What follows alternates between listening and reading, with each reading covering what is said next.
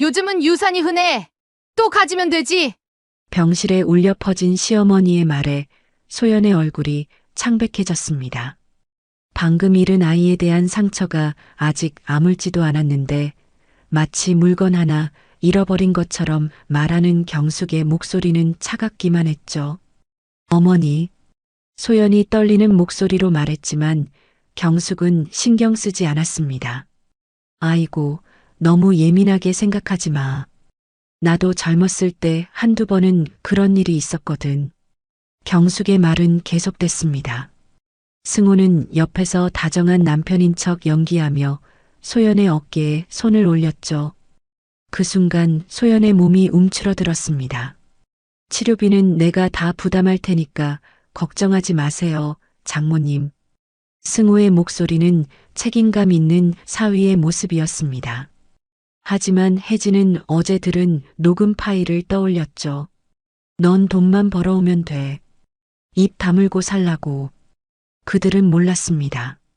모든 대화가 기록되고 있다는 것을. 하지만 이 모든 일이 어떻게 시작되었을까요?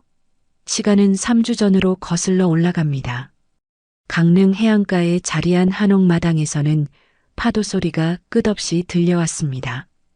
오늘따라 바람이 유난히 세게 불어와서 처마 끝 풍경이 요란하게 울렸죠. 추석을 하루 앞둔 이 집에는 웃음소리가 가득했습니다. 어머니, 건배하시죠. 윤승우가 박혜진에게 술잔을 올리며 환하게 웃었습니다. 40살의 사위는 언제나 그랬듯 완벽한 모습이었죠. 정갈한 정장에 단정한 머리, 그리고 장모를 대하는 예의 바른 태도까지. 그의 손은 술잔을 들고 있었지만 시계는 값비싼 브랜드였습니다. 그래, 우리 사위가 참 잘해주네요. 혜진이 미소를 지으며 술잔을 받았습니다. 58배 그녀는 강릉에서 작은 다과점을 운영하고 있었죠. 젊은 시절 부동산 중개 보조 일을 했던 경험 덕분인지 사람을 보는 눈이 예리했습니다. 특히 숫자나 계약서를 다루는 일에는 누구보다 꼼꼼했죠. 소연아, 너도 와서 앉아라. 딸을 부르는 혜진의 목소리에는 따뜻함이 묻어났습니다. 32살의 윤소연이 부엌에서 나왔죠. 프리랜서 PD인 그녀는 요즘 해녀 문화를 기록하는 다큐멘터리를 제작하고 있었습니다. 외할아버지께서 물려주신 이 게스트하우스와 바닷가 대지에서 작업하는 것이 그녀에게는 큰 의미였죠. 엄마, 음식 더 가져올게요. 소연의 목소리는 평소보다 조금 작았습니다. 그녀가 상위에 나물 접시를 올려놓을 때 승우가 자연스럽게 그녀의 어깨에 손을 올렸죠. 그 순간 소연의 몸이 거의 눈에 띄지 않을 정도로 움츠러들었습니다. 마치 뜨거운 것에 데인 듯한 반응이었죠. 혜진은 그 미묘한 떨림을 놓치지 않았습니다. 딸이 웃고는 있지만 뭔가 어색했죠. 마치 연기를 하고 있는 것 같았습니다. 임신 소식을 들은 지 12주째인데 왜 이렇게 불안해 보이는 걸까요? 소연이가 요즘 일이 많아서 피곤한가 봐요. 임신 중이라 더 조심해야 하는데. 승우가 다정하게 말했습니다. 그의 손은 여전히 소연의 어깨 위에 있었죠. 손가락이 살짝 움직일 때마다 소연의 얼굴이 미세하게 굳었습니다. 그러게요. 우리 딸이 너무 무리하는 것 같아서요. 임신 중에는 몸조리가 제일 중요한데. 혜진이 걱정스럽게 딸을 바라봤습니다. 소연은 고개를 끄덕이며 억지 미소를 지었죠. 그 미소 뒤로 무언가 숨기고 있는 듯한 그림자가 어렸습니다. 저녁이 깊어갈수록 승호의 연기는 더욱 완벽해졌습니다. 장모에게는 정중하게, 아내에게는 다정하게. 하지만 혜진의 눈에는 뭔가 어긋난 듯한 느낌이 들었죠. 마치 무대 위의 배우를 보는 것 같았습니다. 승호야, 회사 일은 어때요? 요즘 문화기업 팀장 일이 바쁘다고 했잖아요.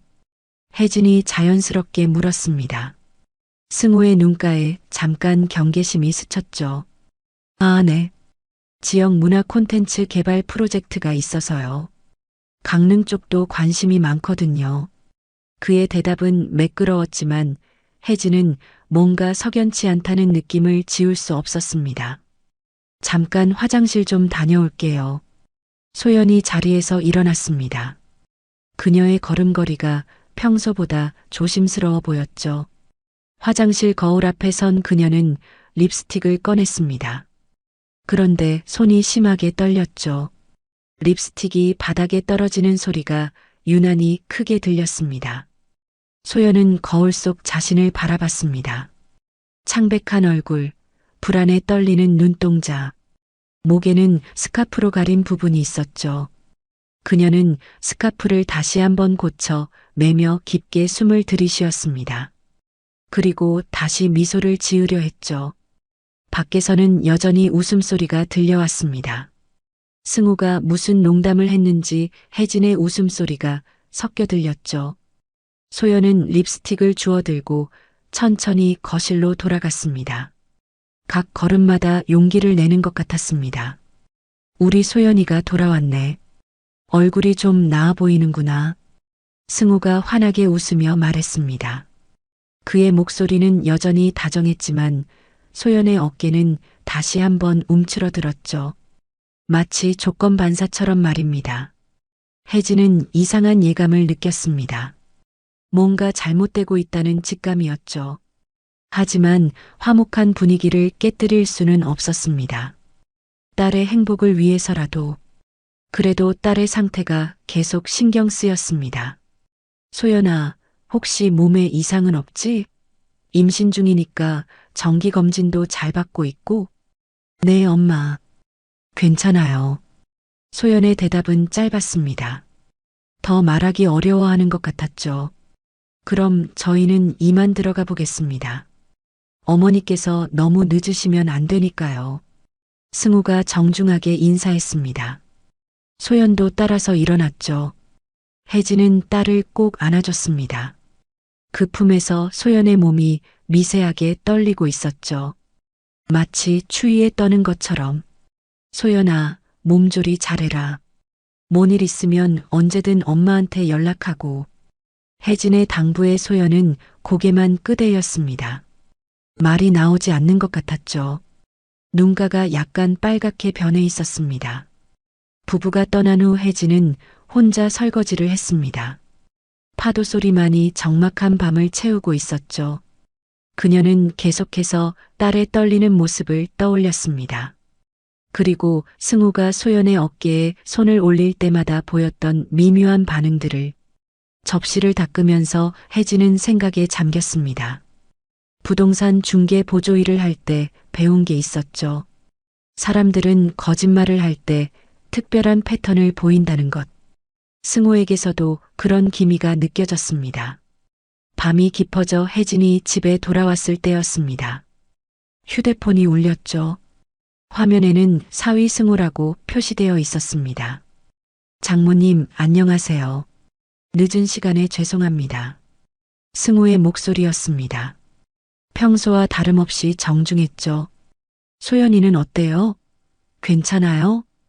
피곤해서 곤히 자고 있어요. 걱정 마세요. 임신 중이라 일찍 잠자리에 들었거든요. 그런데 이상했습니다. 전화 뒤로 사이렌 소리가 들렸죠. 그리고 사람들의 웅성거리는 소리도 마치 응급실이나 병원 같은 곳의 소음이었습니다. 승우는 집에 있다고 했는데 말이죠.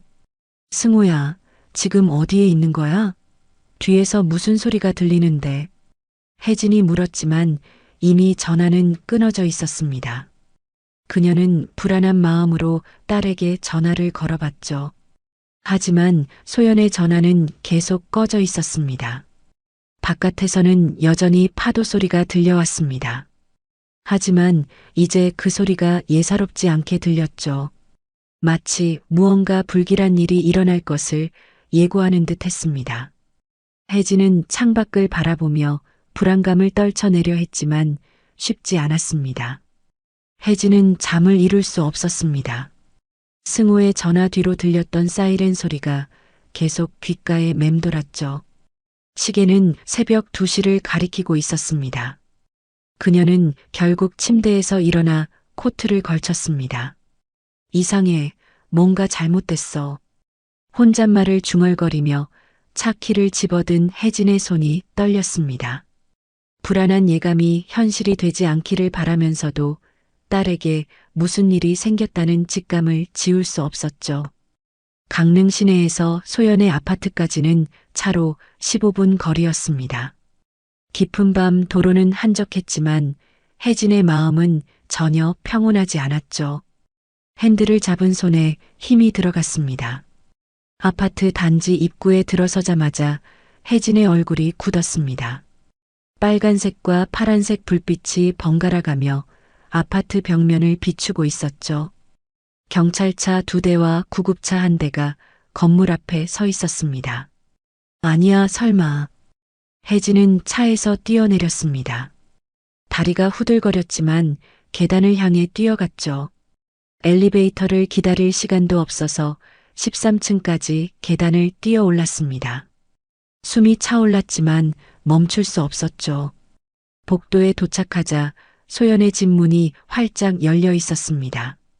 경찰관들과 구급대원들이 분주하게 움직이고 있었죠. 혜진은 가슴이 철렁했습니다. 저기 실례합니다. 저는 이 집 딸의 어머니인데요. 경찰관이 혜진을 바라봤습니다. 그의 표정은 무표정했지만 눈빛에는 미묘한 감정이 담겨 있었죠. 아, 그러시군요. 잠깐만 기다려주세요. 혜진은 문 너머로 거실을 들여다봤습니다. 그리고 충격을 받았죠. 저녁에 함께 차려놓았던 음식들이 바닥에 흩어져 있었습니다. 깨진 접시 조각들이 여기저기 널려 있었고 테이블은 한쪽으로 기울어져 있었죠.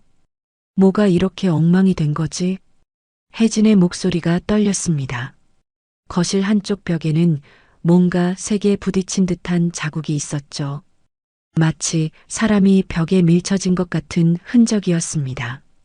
그때 구급대원들이 들것을 끌고 나왔습니다. 그 위에 누워있는 소연을 보는 순간 혜진의 다리에 힘이 빠졌죠. 소연아.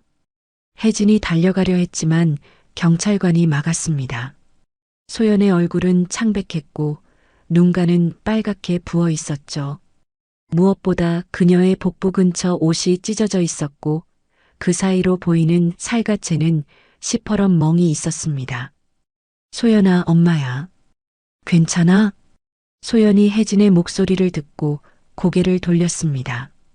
그 순간 혜진은 딸의 눈에서 말로 표현할 수 없는 공포를 읽었죠. 울음과 절망이 뒤섞인 표정이었습니다. 엄마. 소연의 입술이 움직였지만 소리는 거의 들리지 않았습니다. 구급대원들이 들것을 구급차로 옮기며 서둘렀죠. 장모님. 그때 승우의 목소리가 들렸습니다. 그가 아파트 복도 끝에서 나타났죠. 얼굴에는 당황한 기색이 역력했지만 뭔가 연기하고 있는 것 같았습니다. 승우야, 이게 도대체 무슨 일이야? 혜진이 다가가며 물었습니다. 승우의 옷에는 흙과 먼지가 묻어 있었고 손목에는 긁힌 자국이 있었죠. 소연이가 갑자기 어지러워하더니 쓰러진 거예요. 임신 중이라 그런가 봐요. 승우의 설명은 매끄러웠지만 혜진의 귀에는 거짓말로 들렸습니다. 거실의 엉망진창인 상태와 전혀 맞지 않는 설명이었죠. 그럼 왜 집안이 이렇게 엉망이 된 거야? 쓰러지면서 테이블을 건드려서 그래요. 제가 급하게 구급차를 불렀거든요. 그때 또 다른 목소리가 들렸습니다. 최경숙이 나타났죠. 승우의 어머니인 그녀는 평소 소연을 못마땅하게 여겼던 시어머니였습니다. 아이고, 이렇게 난리가 났네요. 우리 소연이가 몸조리를 제대로 안 해서 그런가 봐요.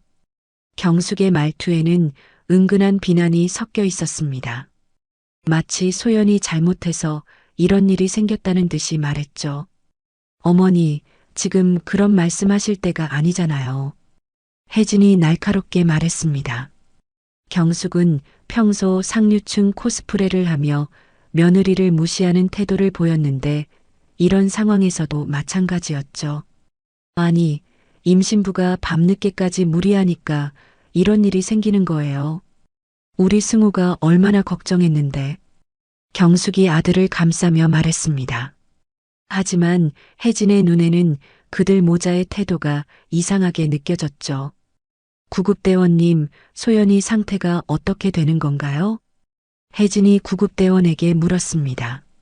중년의 구급대원은 잠시 머뭇거리더니 조심스럽게 대답했죠. 병원에서 정확한 검사를 받아보셔야 할 것 같습니다. 복부에 외상이 있어서. 외상이요? 혜진의 목소리가 높아졌습니다. 단순히 어지러워서 쓰러진 것이라면 복부에 외상이 있을 이유가 없었죠. 아, 그건 쓰러지면서 모서리에 부딪혀서 그런 거예요. 승우가 급하게 해명했습니다. 하지만 그의 설명을 들을수록 혜진의 의심은 더욱 커졌죠. 구급대원은 승우를 잠깐 바라보더니 입을 다물었습니다. 뭔가 말하고 싶어 하는 것 같았지만 결국 침묵을 지켰죠. 그 모습이 혜진에게는 더욱 의심스럽게 느껴졌습니다. 저는 병원에 따라가겠어요. 혜진이 말했습니다. 승우의 얼굴에 잠깐 당황한 기색이 스쳤죠. 장모님은 집에서 쉬세요. 제가 잘 돌볼게요. 아니에요. 내 딸인데 내가 가야죠. 혜진의 목소리에는 단호함이 섞여 있었습니다. 승우는 더 이상 말릴 수 없었죠. 구급차가 떠나가는 것을 지켜보며 혜진은 주먹을 꽉 움켜쥐었습니다. 손톱이 손바닥에 박힐 정도로 세게 쥐었죠. 온몸에서 거짓말의 냄새가 진동하고 있었습니다. 뭔가 숨기고 있어. 혜진의 직감이 말하고 있었습니다. 부동산 중개 보조 일을 하며 수많은 사람들을 만나왔던 경험이 그녀에게 알려주고 있었죠. 승우와 경숙이 보인 반응들, 그리고 소연의 공포에 질린 표정까지. 아파트 앞에서 경찰차들이 하나둘 떠나갔습니다. 하지만 혜진의 마음속 불안은 오히려 더 커졌죠. 이건 단순한 사고가 아니었습니다. 소연아, 엄마가 꼭 진실을 밝혀낼게. 혜진이 혼잣말을 중얼거리며 자신의 차로 향했습니다. 병원으로 가는 길, 그녀의 머릿속에는 오늘 저녁 소연이 보였던 미묘한 반응들이 하나씩 떠올랐죠. 승우의 손길에 움츠러들던 모습, 화장실에서 떨리던 손, 그리고 스카프로 가린 목 부분까지 모든 것이 하나의 그림으로 맞춰지기 시작했습니다. 하지만 아직은 확신할 수 없었죠. 혜진은 병원 응급실을 향해 차를 몰았습니다. 딸을 지켜야 한다는 모성 본능이 그녀를 움직이고 있었죠. 응급실의 차가운 형광등 불빛 아래서 혜진은 의사의 말을 들었습니다. 소연의 생명에는 지장이 없다는 것, 하지만 아이는 지킬 수 없었다는 것. 12주 된 작은 생명이 사라졌다는 소식이었죠. 환자분의 복부에 강한 충격이 가해진 흔적이 있습니다. 단순한 낙상으로 보기에는. 의사가 말을 흐렸습니다. 혜진의 가슴이 철렁했죠. 의사의 조심스러운 표현 뒤에 숨겨진 의미를 알 수 있었습니다. 선생님, 정확히 어떤 충격인가요? 혜진이 물었지만 의사는 더 이상 자세한 말을 하지 않았습니다. 병원에서는 이런 상황에 대해 함부로 추측하지 않는다는 것을 혜진도 알고 있었죠. 병실로 향하는 복도에서 혜진은 승우의 모습을 봤습니다. 그가 소연의 병실 문 앞에서 눈물을 흘리고 있었죠. 어깨를 떨며 오열하는 모습이 누가 봐도 슬픔에 잠긴 남편 같았습니다. 내 잘못이야. 내가 소연이를 더 잘 챙겼어야 했는데. 승우의 목소리에는 자책감이 가득했습니다. 하지만 혜진은 그 순간을 놓치지 않았죠. 승우가 고개를 돌리며 복도 끝을 바라볼 때 그의 입꼬리가 아주 짧게 올라가는 것을 봤습니다. 마치 안도의 미소 같았죠. 혜진의 등골이 서늘해졌습니다. 그 찰나의 표정 변화가 모든 것을 말해주고 있었죠. 승호는 슬퍼하는 것이 아니라 연기를 하고 있었습니다. 승호야. 혜진이 다가가며 불렀습니다. 승호는 재빨리 슬픈 표정을 지으며 눈물을 닦았죠. 장모님, 정말 죄송해요. 제가 소연이를 더 잘 돌봤어야 했는데. 그래, 내가 더 잘 돌봤어야지. 혜진의 말에는 날카로움이 섞여 있었습니다. 승호의 눈에 잠깐 당황한 기색이 스쳤죠. 병실에 들어가니 소연이 침대에 누워 있었습니다. 창백한 얼굴에 링거가 연결되어 있었죠. 혜진이 다가가자 소연이 눈을 떴습니다. 엄마. 소연의 목소리는 가늘었습니다. 그녀의 눈에는 깊은 절망이 담겨 있었죠. 아이를 잃은 슬픔보다 더 복잡한 감정이 보였습니다. 소연아, 괜찮아. 엄마가 여기 있어. 혜진이 딸의 손을 잡았습니다. 소연의 손은 차갑고 떨리고 있었죠. 그때 소연이 작은 목소리로 속삭였습니다. 엄마, 나. 하지만 승우가 병실로 들어오자 소연은 입을 다물었습니다. 그 반응이 혜진에게는 모든 것을 말해주었죠. 며칠 후 혜진은 강릉 시내의 한 카페에 앉아 있었습니다. 맞은편에는 이혼 전문 변호사인 김지연이 앉아 있었죠. 30대 중반의 그녀는 냉철하고 전문적인 인상을 주었습니다. 상황을 들어보니 단순한 가정폭력이 아닌 것 같네요. 좀 더 체계적으로 접근해야겠어요. 김지연이 말했습니다. 혜진은 자신의 부동산 중개 보조 시절을 떠올렸죠. 그때 배운 가장 중요한 교훈이 있었습니다. 사람은 말로는 거짓말을 하지만 돈의 흐름은 진실을 말한다. 혜진이 중얼거렸습니다. 김지연이 고개를 끄덕였죠. 맞습니다. 재정 상황을 조사해 봐야 해요. 그리고 전문적인 조사가 필요할 것 같은데. 김지연이 명함 하나를 건넸습니다. 민간조사사 박철민의 명함이었죠. 이분이 이런 사건에 경험이 많아요. 특히 불법적인 신용조회나 재산조사에 능하시거든요. 혜진은 명함을 받아들었습니다. 40대 중반의 박철민은 전직 경찰 출신으로 이런 사건들을 전문적으로 다뤘죠. 다음 날 혜진은 박철민과 만났습니다. 그의 사무실은 강릉 시내 한 빌딩 3층에 있었죠. 승호 씨의 재정 상황을 조사해 보겠습니다. 그리고 통화 내역, 신용카드 사용 내역도 확인해야 해요.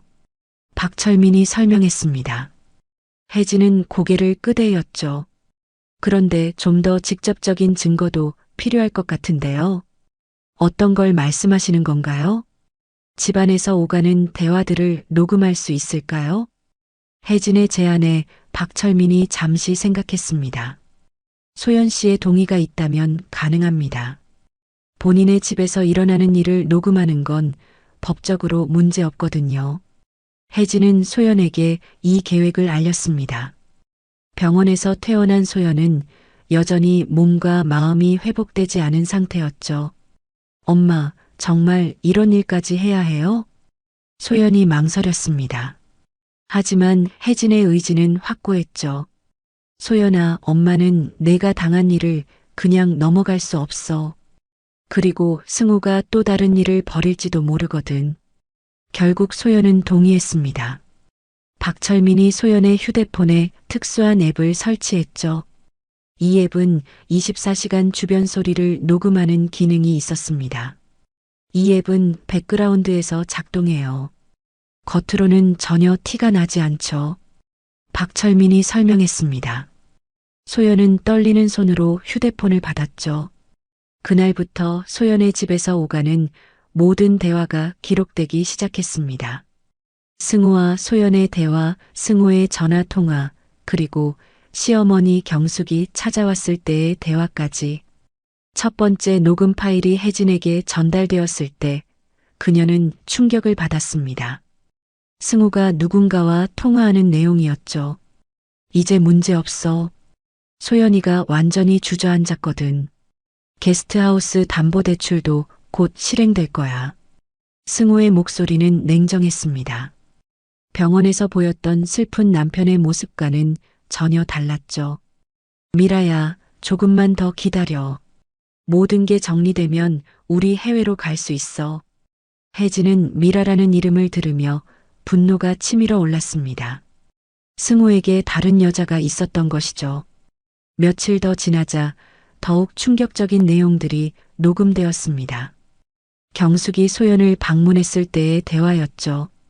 소연아, 이번 일로 내가 정신 차렸으면 좋겠다. 승우한테 잘해야 한다는 걸 깨달았겠지? 경숙의 목소리에는 위협이 섞여 있었습니다. 어머니, 저는 내가 뭘 할 수 있다고? 내 외할아버지 유산도 이제 승우 것이나 마찬가지야. 법적으로는 부부 공동 재산이니까. 혜진은 이 대화를 들으며 모든 것을 이해했습니다. 승우의 목적은 소연의 게스트하우스와 바닷가 대지였던 것이죠. 그리고 그 재산을 차지하기 위해 소연을 위협하고 있었습니다. 박철민이 가져온 추가 조사 결과는 더욱 충격적이었습니다. 승우가 문화기업 팀장이 아니라 재개발 브로커였다는 것, 그리고 강미라라는 갤러리 큐레이터와 불륜관계에 있다는 것까지. 승우 씨는 이미 해외 이주 계획까지 세워놨어요. 소연 씨의 재산을 담보로 대출을 받고 그 돈으로 상간녀와 함께 도피할 계획인 것 같습니다. 박철민의 보고를 들으며 혜진의 얼굴이 굳어졌습니다. 딸이 당한 일이 단순한 가정폭력이 아니라 치밀하게 계획된 사기였던 것이죠. 이제 충분한 증거가 모였어요. 녹음 파일과 재정조사 결과만으로도 승우를 고발할 수 있습니다. 김지연 변호사가 말했습니다. 하지만 혜진의 생각은 달랐죠. 아직 부족해요.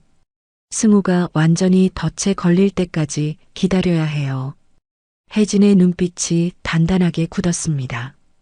부동산 중개 보조 시절 배운 교훈이 떠올랐죠. 작은 발걸음들이 모여서 거대한 길을 만든다는 것. 그리고 진짜 큰 사기꾼들은 마지막 순간에 가장 큰 실수를 한다는 것을. 조금 더 기다리겠어요.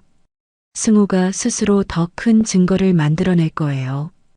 혜진의 직감이 말하고 있었습니다. 이제 진짜 게임이 시작된 것이죠. 병실의 차가운 공기가 무겁게 가라앉아 있었습니다. 소연이 퇴원을 하루 앞둔 오후, 최경숙이 문을 열고 들어왔죠. 그녀의 손에는 값비싼 과일 바구니가 들려 있었지만 얼굴에는 위선적인 미소가 걸려 있었습니다. 소연아, 많이 좋아졌네.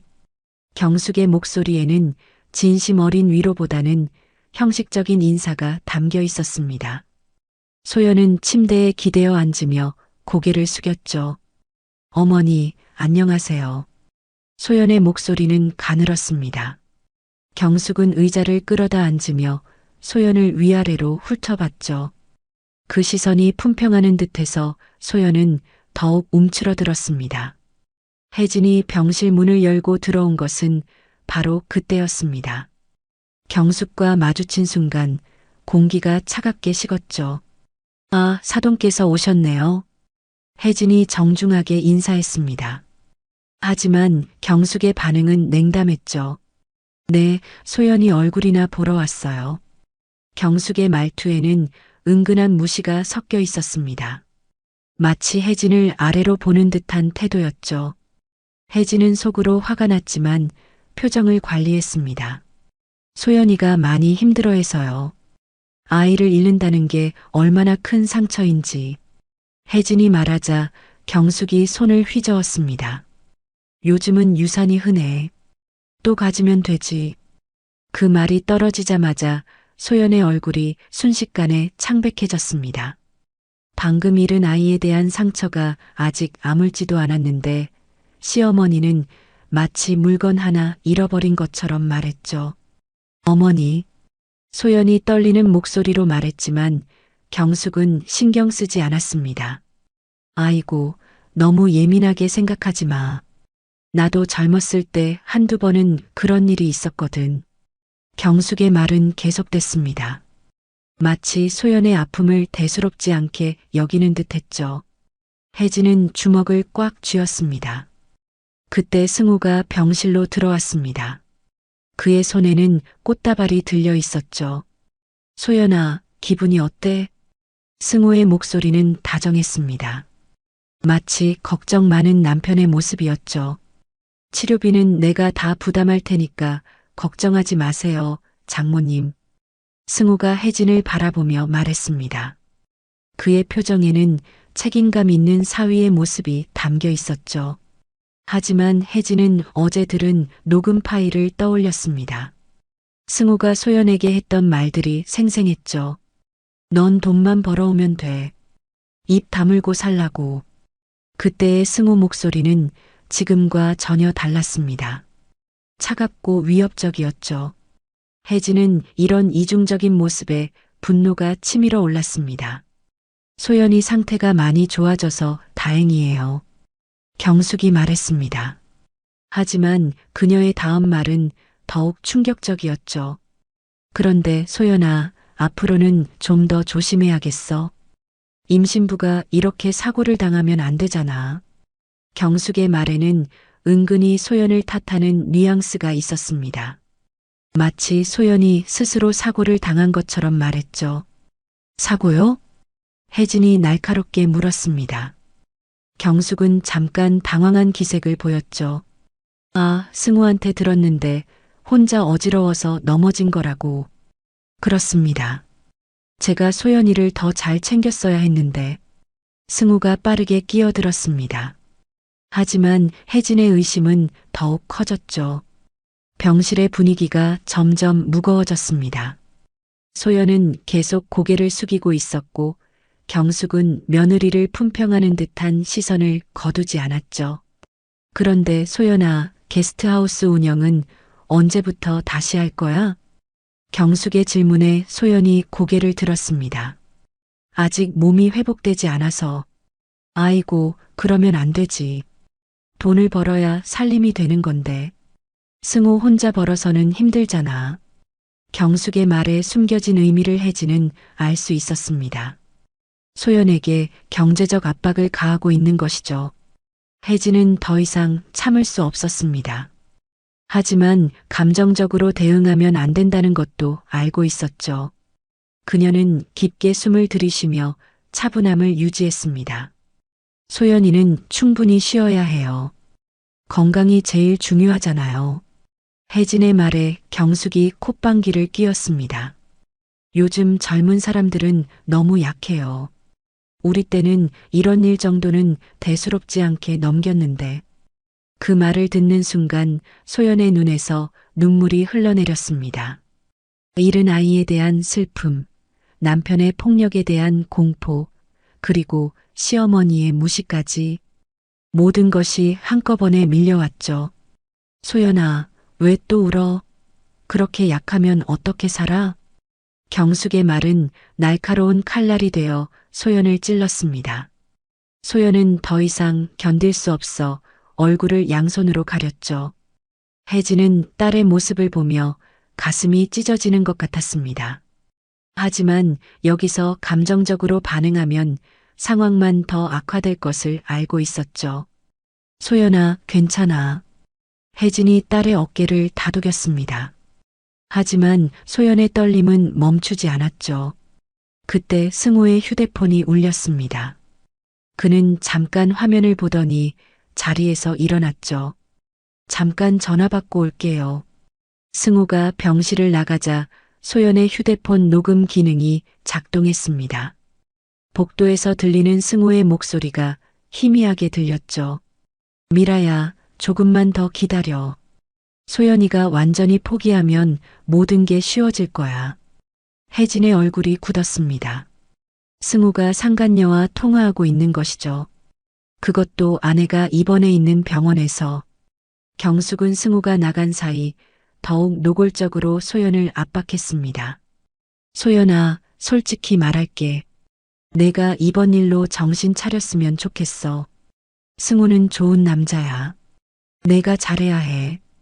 경숙의 말에는 위협이 섞여 있었습니다. 소연은 고개를 더욱 숙였죠. 그리고 게스트하우스는 승우 이름으로 바꾸는 게 좋겠어. 부부간의 재산을 따로 가지는 건 좋지 않거든. 그 말을 듣는 순간 혜진은 모든 것을 이해했습니다. 이들의 목적이 무엇인지, 왜 소연을 이렇게 압박하는지. 혜진은 더 이상 눈물로 대항하지 않기로 결심했습니다. 감정 대신 기록과 증거로 싸우기로 한 것이죠. 부동산 중개 보조 시절 배운 교훈이 떠올랐습니다. 감정적으로 대응하면 지지만 냉정하게 준비하면 이길 수 있다는 것. 알겠습니다, 어머니. 혜진이 차분하게 대답했습니다. 경숙은 혜진의 순순한 반응에 만족스러워했죠. 승우가 병실로 돌아왔을 때 혜진은 그를 유심히 관찰했습니다. 그의 표정, 몸짓, 말투 하나하나를 기억해뒀죠. 소연아, 내일 퇴원하면 집에서 푹 쉬어. 승우의 말은 다정했지만 혜진의 귀에는 거짓으로 들렸습니다. 경숙과 승우가 떠난 후 혜진은 소연의 손을 잡았습니다. 소연아, 엄마를 믿어. 소연이 눈물을 흘리며 고개를 끄덕였습니다. 혜진의 눈빛이 단단하게 굳어졌죠. 이제 모욕은 그들 스스로를 파멸시키는 칼이 될 것입니다.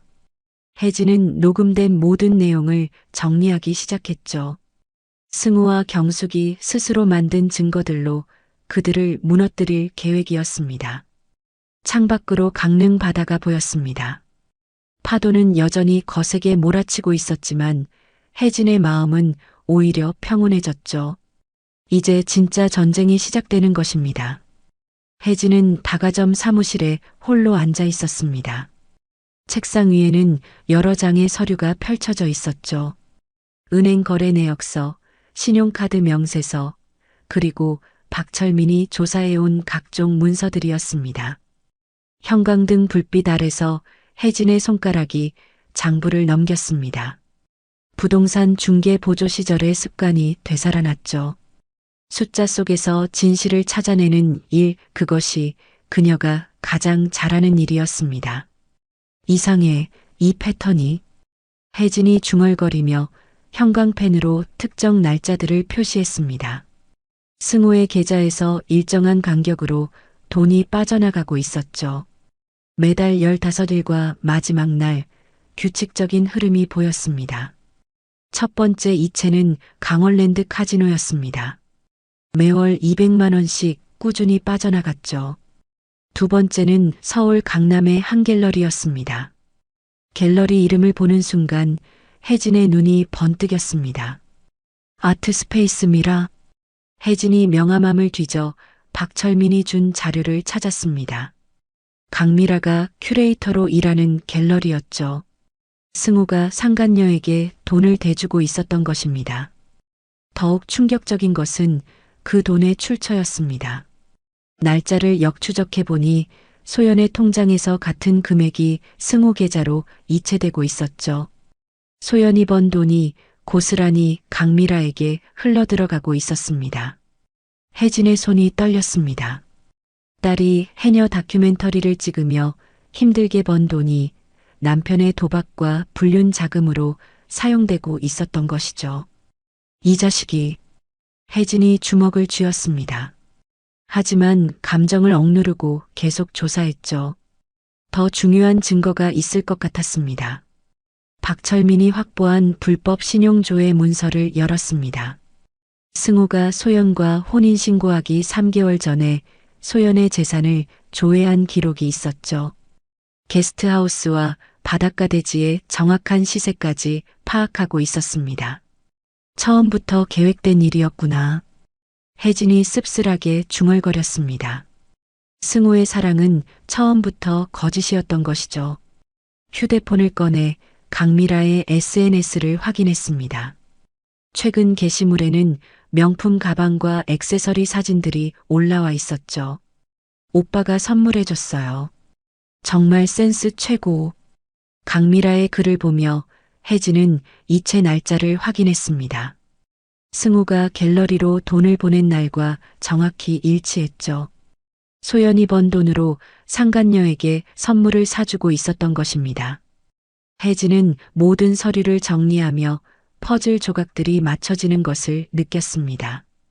승우와 소연의 만남, 급작스러운 결혼, 그리고 최근 일어난 모든 일들이 하나의 그림으로 완성되고 있었죠. 부동산 중개 보조 시절의 기억이 떠올랐습니다. 비슷한 사기 사건을 여러 번 봤었죠. 재산을 노리고 접근하는 사람들의 패턴은 항상 비슷했습니다. 엄마가 꼭 밝혀낼게, 소연아. 혜진이 창밖을 바라보며 다짐했습니다. 강릉 바다가 어둠 속에서 파도를 일으키고 있었죠. 마치 그녀의 마음처럼 격렬하게 움직이고 있었습니다. 혜진은 강남의 고급 라운지 앞에 서 있었습니다. 화려한 네온 사인이 밤거리를 밝히고 있었죠. 평소 그녀가 올 만한 곳이 아니었지만 오늘만큼은 달랐습니다. 가슴에 달린 진주 브로치 안에는 박철민이 설치한 초소형 카메라와 마이크가 숨겨져 있었죠. 이번이 마지막 기회야. 혜진이 깊게 숨을 들이쉬며 라운지 문을 열었습니다. 내부는 은은한 조명과 클래식 음악으로 가득했죠.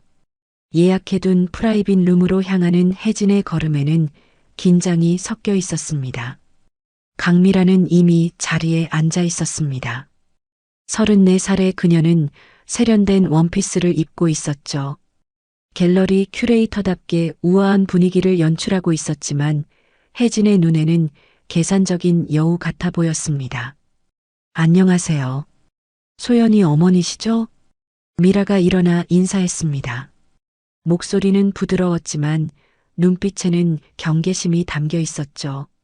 네, 그렇습니다. 바쁘실 텐데 나와주셔서 고맙네요. 혜진이 정중하게 대답했습니다. 평소보다 더 수수한 옷차림으로 시골 어머니의 모습을 연출했죠. 미라의 경계심을 낮추기 위한 연기였습니다. 전화로 말씀하신 내용이 궁금해서 왔어요. 소연 씨와 관련된 일이라고 하셨는데 미라가 와인 잔을 들며 물었습니다. 혜진은 소주 잔을 앞에 두고 어색해하는 척했죠. 아이고, 이런 곳은 처음이라서요. 뭘 마셔야 할지도 모르겠네요. 혜진의 연기는 완벽했습니다. 미라가 살짝 웃으며 여유를 보였죠. 소주 주문하시면 돼요. 편하게 하세요. 소주가 나오자 혜진은 잔을 기울였습니다. 평소 술을 잘 못 마시는 척하며 얼굴을 붉혔죠. 실은 우리 소연이가 요즘 너무 힘들어해서요. 혜진이 떨리는 목소리로 말했습니다. 미라의 표정이 미묘하게 변했죠. 무슨 일이 있으신가요? 승호 씨와 사이가 안 좋은 것 같아서요. 아이도 잃고 소연이가 계속 우울해하거든요. 혜진의 말에 미라의 입꼬리가 살짝 올라갔습니다. 그 순간을 혜진은 놓치지 않았죠. 그런데 제가 들으니까 승호 씨가 다른 여자분과 혜진이 말을 흐렸습니다. 미라의 반응을 살피는 듯 했죠. 아, 그걸 아시는군요. 미라가 당황하지 않고 대답했습니다. 오히려 당당한 모습이었죠. 우리 소연이를 살려주세요. 제발이요. 혜진이 갑자기 고개를 숙이며 애원했습니다. 미라는 당황했지만 곧 우월감에 젖은 표정을 지었죠. 어머니, 이건 어머니가 해결할 수 있는 문제가 아니에요. 돈이면 제가 마련하겠습니다. 얼마든지 드릴 테니까 소연이만 놔주세요. 혜진의 연기는 절실했습니다. 미라가 피식 웃으며 와인 잔을 들었죠. 어머니, 이미 늦었어요. 승호는 곧 소연 씨와 이혼하고 저랑 결혼할 거거든요. 그 말이 떨어지자 혜진의 가슴이 뛰었습니다. 결정적인 자백이 나온 것이죠. 브로치 안의 카메라가 모든 것을 기록하고 있었습니다. 정말 그럴 거예요? 물론이죠. 소연 씨 재산도 이미 승호 명의로 넘어갈 예정이에요. 게스트하우스며 땅이며 다 정리될 거예요. 미라는 술이 들어간 탓인지 더욱 솔직해졌습니다. 혜진은 속으로 환호했지만 표정 관리를 철저히 했죠. 그럼 우리 소연이는 어떻게 되는 건가요? 글쎄요. 그건 소연 씨가 알아서 해야죠. 이미 아이도 없어졌으니까 이혼 사유는 충분하고요. 미라의 말에는 냉정함이 담겨 있었습니다. 마치 소연의 유산을 대수롭지 않게 여기는 듯 했죠. 혜진은 시간이 촉박하다는 것을 깨달았습니다. 동시에 소연에게서 메시지가 왔죠. 엄마, 승우가 인감이랑 위임장 가져오라고 해요. 뭔가 이상해요. 혜진의 얼굴이 굳었습니다. 승우가 드디어 본격적으로 움직이기 시작한 것이죠. 실례합니다. 급한 전화가 와서요. 혜진이 자리에서 일어나 박철민에게 전화를 걸었습니다. 지금 당장 부동산 사무실에 연락하세요. 소연이 재산 관련해서 누가 와도 절대 처리하지 말라고 하고요. 알겠습니다. 이미 준비해뒀어요. 박철민의 대답에 혜진은 안도했습니다. 미리 협조를 요청해둔 것이 다행이었죠. 다시 자리로 돌아온 혜진은 충분한 증거를 확보했다고 판단했습니다. 오늘 말씀 감사합니다. 제가 생각할 시간을 좀 가져도 될까요? 물론이죠. 하지만 너무 오래 끌지는 마세요. 시간이 많지 않거든요. 미라의 말에서 위협적인 뉘앙스가 느껴졌습니다. 혜진은 고개를 끄덕이며 자리에서 일어났죠. 라운지를 나서는 혜진의 걸음은 빨랐습니다. 브로치 안에 카메라가 모든 대화를 기록했고 미라는 스스로 모든 것을 자백했죠. 이제 진짜 게임이 시작이야. 혜진이 휴대폰을 꺼내 김지연 변호사에게 전화를 걸었습니다. 드디어 덫이 닫히려 하고 있었죠. 승우와 미라가 스스로 파놓은 함정에 빠질 시간이었습니다. 강릉 시내 최고급 호텔 연회장은 화려한 장식으로 가득했습니다. 승우의 아버지 칠순잔치를 위해 친척들과 지인들이 모여들었죠. 샹들리에가 비치는 불빛 아래 둥근 테이블들이 놓여 있었고 각 테이블마다 값비싼 요리들이 차려져 있었습니다. 승우는 정장을 차려입고 친척들 사이를 돌아다니며 인사를 나누고 있었습니다. 그의 얼굴에는 평소와 다름없는 능청스러운 미소가 걸려 있었죠. 마치 아무 일도 없었다는 듯이 말입니다. 승우야, 소연이는 어디 있어? 한 친척이 물었습니다. 승우는 잠깐 당황한 기색을 보이더니 자연스럽게 대답했죠.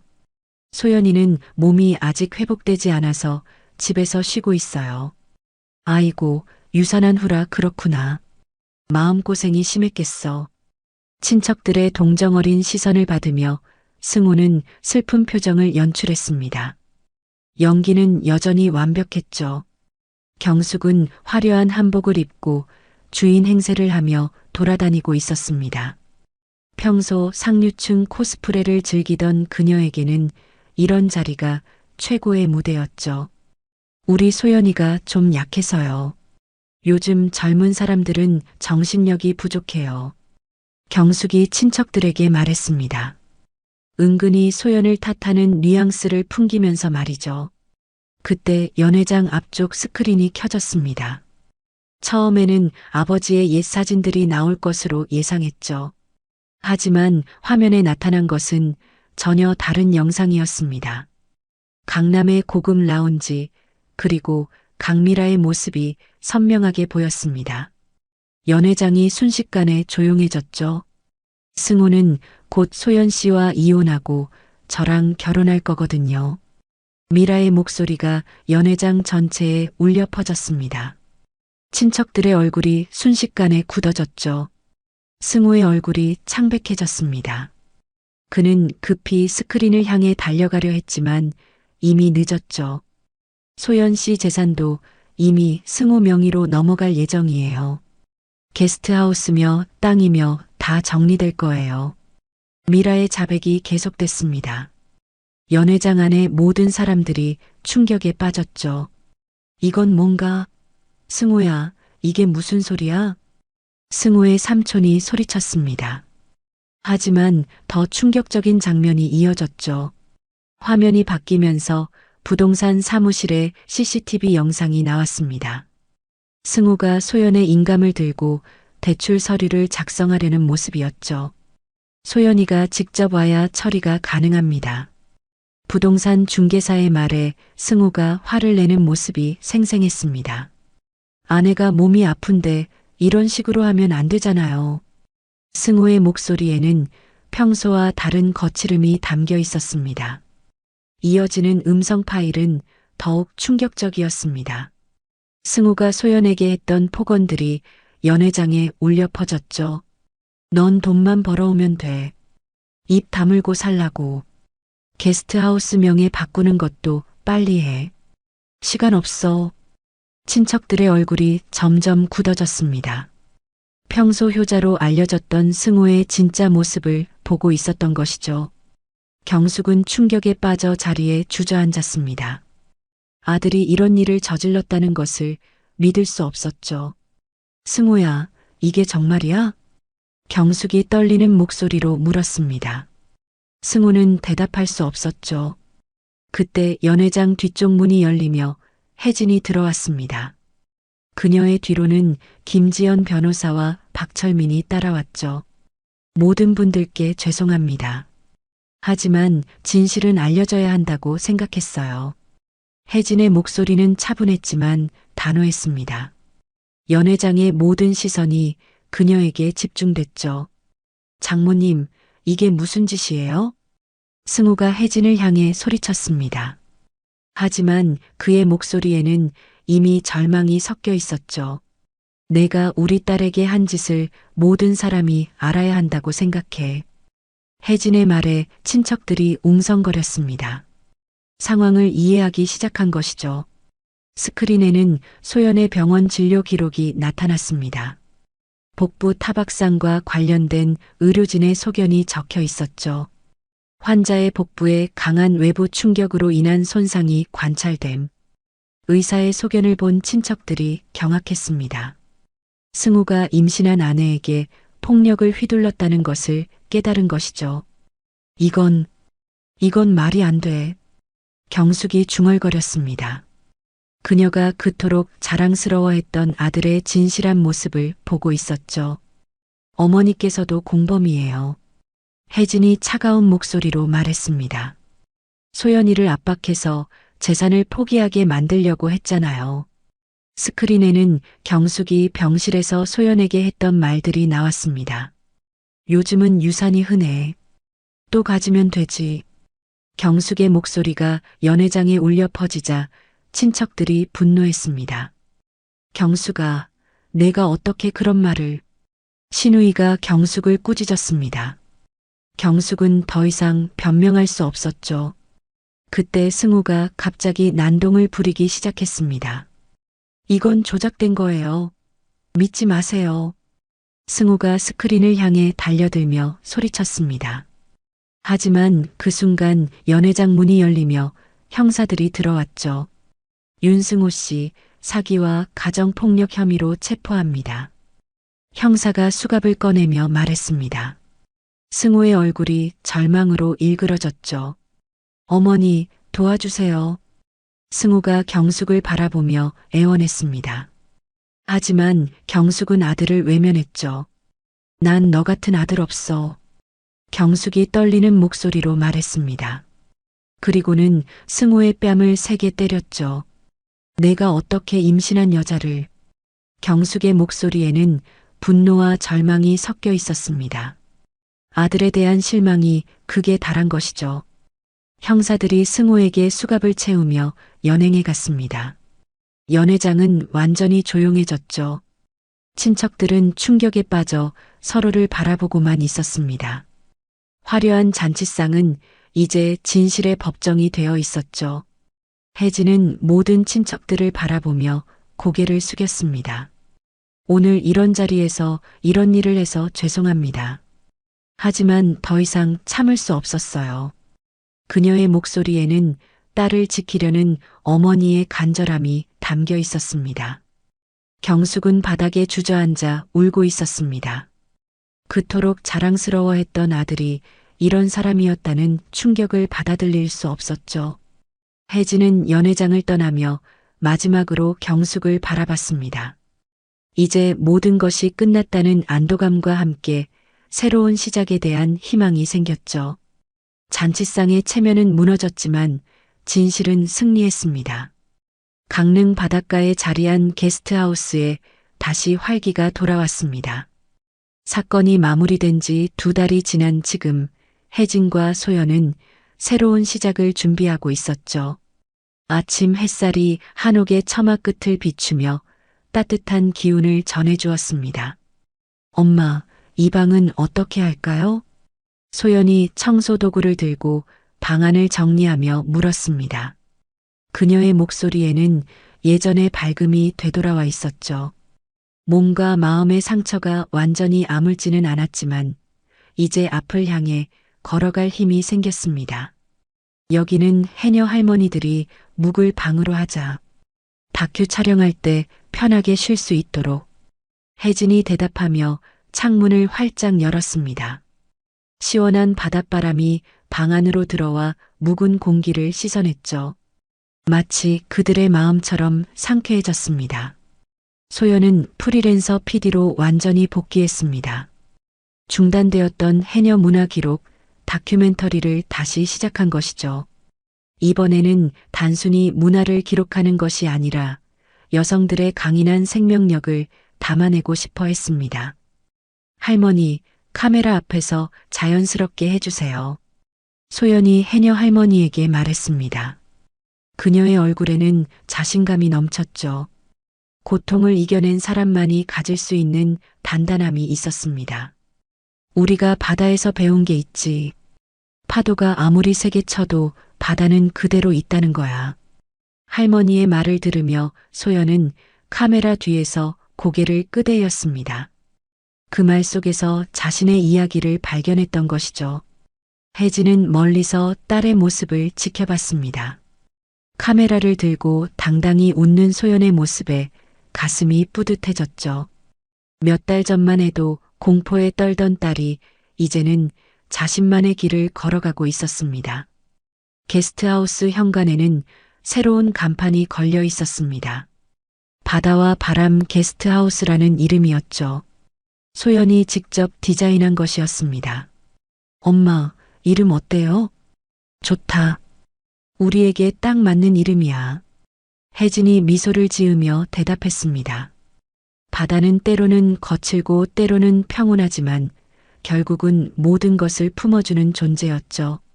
마치 어머니의 마음처럼 말입니다. 집 안창가에는 흰 난초가 새로 피어났습니다. 소연이 심어둔 것이었죠. 작은 화분 안에서 피어난 꽃이지만 그 아름다움은 어떤 꽃에도 뒤지지 않았습니다. 엄마, 이 꽃 정말 예쁘죠? 그래, 너처럼 강하고 아름답구나. 혜진이 딸의 어깨를 다독이며 말했습니다. 난초는 쉽게 피지 않지만 한번 피면 오래도록 그 자리를 지키는 꽃이었죠. 첫 번째 손님이 도착했습니다. 서울에서 온 젊은 부부였죠. 그들은 바쁜 일상에서 벗어나 조용한 시간을 보내고 싶어 했습니다.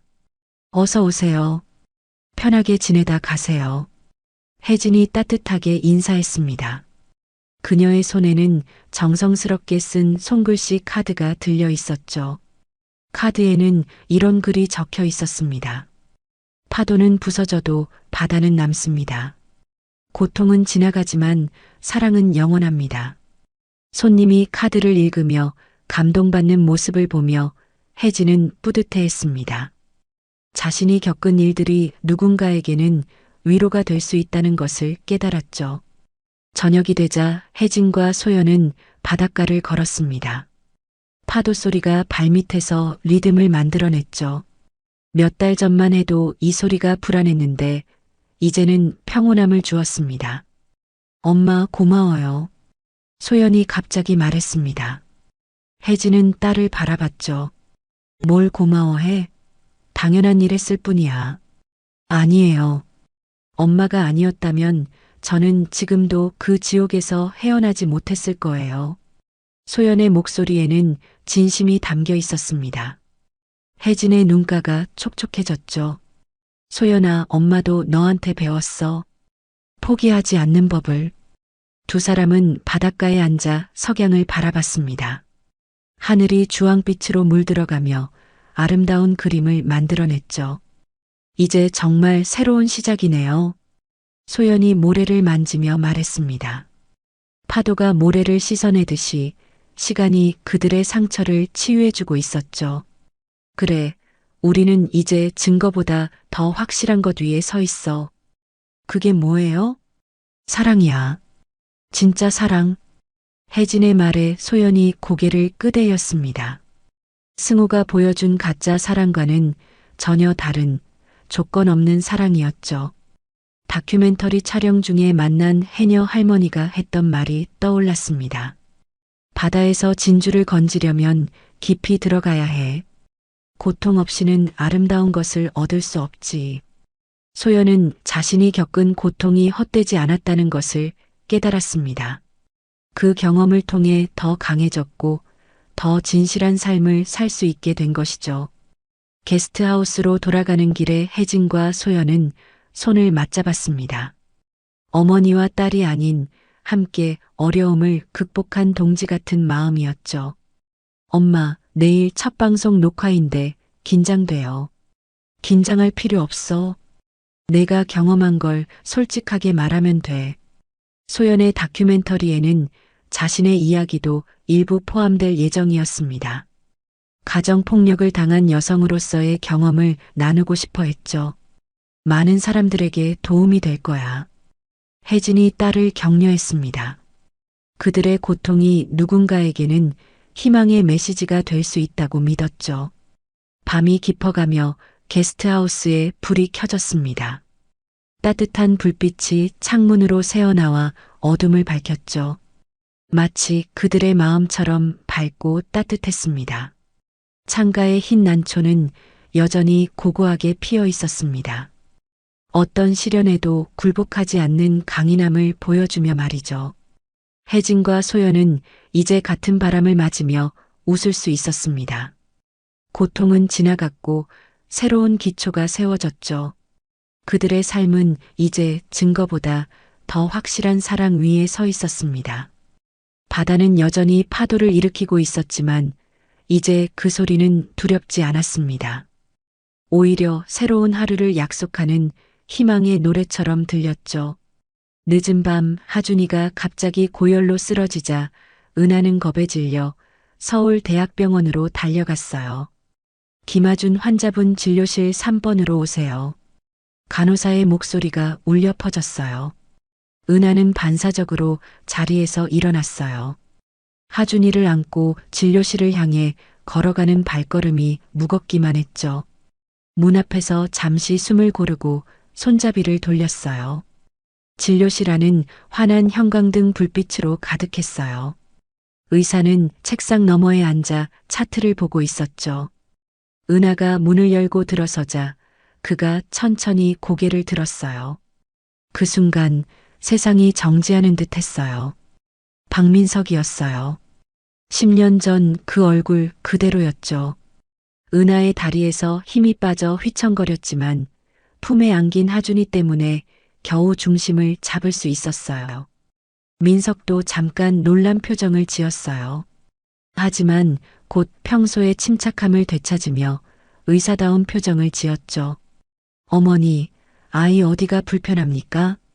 마치 처음 보는 사람처럼 건조한 목소리였어요.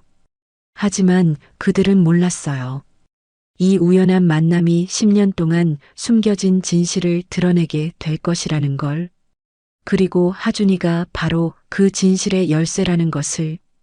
밤이 깊어갈수록 하준이의 열은 더욱 치솟았어요. 은하는 차가운 물수건으로 아들의 이마를 닦아주며 불안한 마음을 달랠 수밖에 없었어요. 작은 도자기 공방이 자리한 이 소도시에는 제대로 된 소아과가 없었거든요. 동네 의원에서는 해열제만 처방해 줄 뿐이었고 하준이의 상태는 나아질 기미를 보이지 않았어요. 엄마, 너무 아파요. 하준이의 작은 목소리가 은하의 가슴을 파고들었어요. 평소보다 더욱 야위어진 얼굴에 붉은 기가 돌고 있었죠. 은하는 더 이상 망설일 수 없었어요. 서울까지는 2시간이 넘는 거리였지만 대학병원이라면 분명 제대로 된 치료를 받을 수 있을 거예요. 하준아, 우리 서울 가자. 큰 병원에서 선생님께 보여드리자.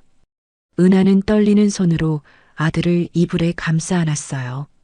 하준이는 고개를 끄덕였지만 그 움직임조차 힘들어 보였죠. 택시기사는 중년의 친절한 남자였어요. 뒷좌석에서 아들을 꼭 안고 있는 은하를 보며 걱정스러운 표정을 지었어요. 아이가 많이 아픈가 보네요. 최대한 빨리 달려드릴게요. 감사합니다. 은하의 목소리는 떨렸어요. 창밖으로 스쳐 지나가는 야경들이 흐릿하게 번져 보였어요. 하준이는 엄마 품에서 작은 신음을 내뱉으며 잠들었다 깼다를 반복했어요. 서울대학병원에 도착했을 때는 이미 새벽 2시가 넘어 있었어요. 응급실은 여전히 사람들로 붐볐어요. 은하는 접수를 마치고 하준이를 안은 채 긴 대기 시간을 견뎌야 했어요. 딱딱한 의자에 앉아 있는 동안 하준이의 열은 더욱 뜨거워졌고 은하의 불안감도 함께 커져갔어요. 민석은 고개를 끄덕이며 하준이를 진료대로 옮기라고 손짓했어요. 은하는 조심스럽게 아들을 눕혔어요. 하준이는 여전히 축 늘어진 채였고 작은 숨소리만 들릴 뿐이었어요. 언제부터 열이 났나요? 민석이 청진기를 하준이의 가슴에 대며 물었어요. 그의 손길은 여전히 부드러웠어요. 예전에 은하의 손을 잡아주던 그 손이었죠. 어제 저녁부터요. 처음엔 미열 정도였는데 밤사이 갑자기 높아졌어요. 은하의 목소리는 떨렸어요. 민석과 이렇게 가까이에서 대화를 나누고 있다는 사실이 비현실적으로 느껴졌어요. 민석은 하준이의 목과 귀를 살펴봤어요. 그의 움직임은 숙련되어 있었고 하준이를 다루는 손길은 한없이 자상했어요. 은하는 그 모습을 바라보며 복잡한 감정에 휩싸였어요. 다른 증상은 없었나요? 구토나 설사, 기침 같은 건요? 아니요, 열만 계속 나고 있어요. 평소에 워낙 건강한 편이라서 더 걱정이 되네요. 민석은 하준이의 체온을 재며 차트에 무언가를 적었어요. 은하는 그의 옆모습을 바라보며 가슴 깊은 곳에서 올라오는 감정을 억누르려 했어요. 10년이라는 세월이 지났지만 그에 대한 마음은 여전히 그 자리에 남아 있었어요. 해열제 주사를 놓아드릴게요. 그리고 혈액 검사도 해보는 게 좋겠네요. 민석이 간호사를 불렀어요. 염증 수치를 확인해 보겠습니다. 은하는 조용히 고개를 끄덕였어요. 민석의 전문적인 모습이 낯설면서도 한편으로는 대견스러웠어요. 그가 꿈꿔왔던 의사가 되었다는 사실이 새삼 실감났어요. 주사를 맞은 후 하준이는 조금 나아 보였어요. 은하는 아들의 손을 꼭 잡으며 안도의 한숨을 쉬었어요. 민석은 여전히 차트를 들여다보고 있었어요. 혈액 검사 결과는 내일 오전에 나올 예정입니다. 그때까지 해열제로 열을 조절하시고 아이가 많이 힘들어하면 언제든 오세요. 민석의 설명은 친절했지만 어딘지 어색했어요. 은하는 고개를 끄덕이며 일어섰어요. 하준이를 다시 안고 진료실을 나서려는 순간 민석의 목소리가 뒤에서 들렸어요. 은하야. 그 한마디에 은하의 발걸음이 멈췄어요. 10년 만에 듣는 자신의 이름이었어요. 은하는 뒤돌아보지 않은 채 문 손잡이를 꼭 잡았어요. 지금은 아이가 우선이니까요. 은하의 목소리는 차가웠어요. 그리고 문을 열고 나갔어요. 복도에서 하준이를 안고 서 있는 은하의 마음은 태풍처럼 휘몰아쳤어요.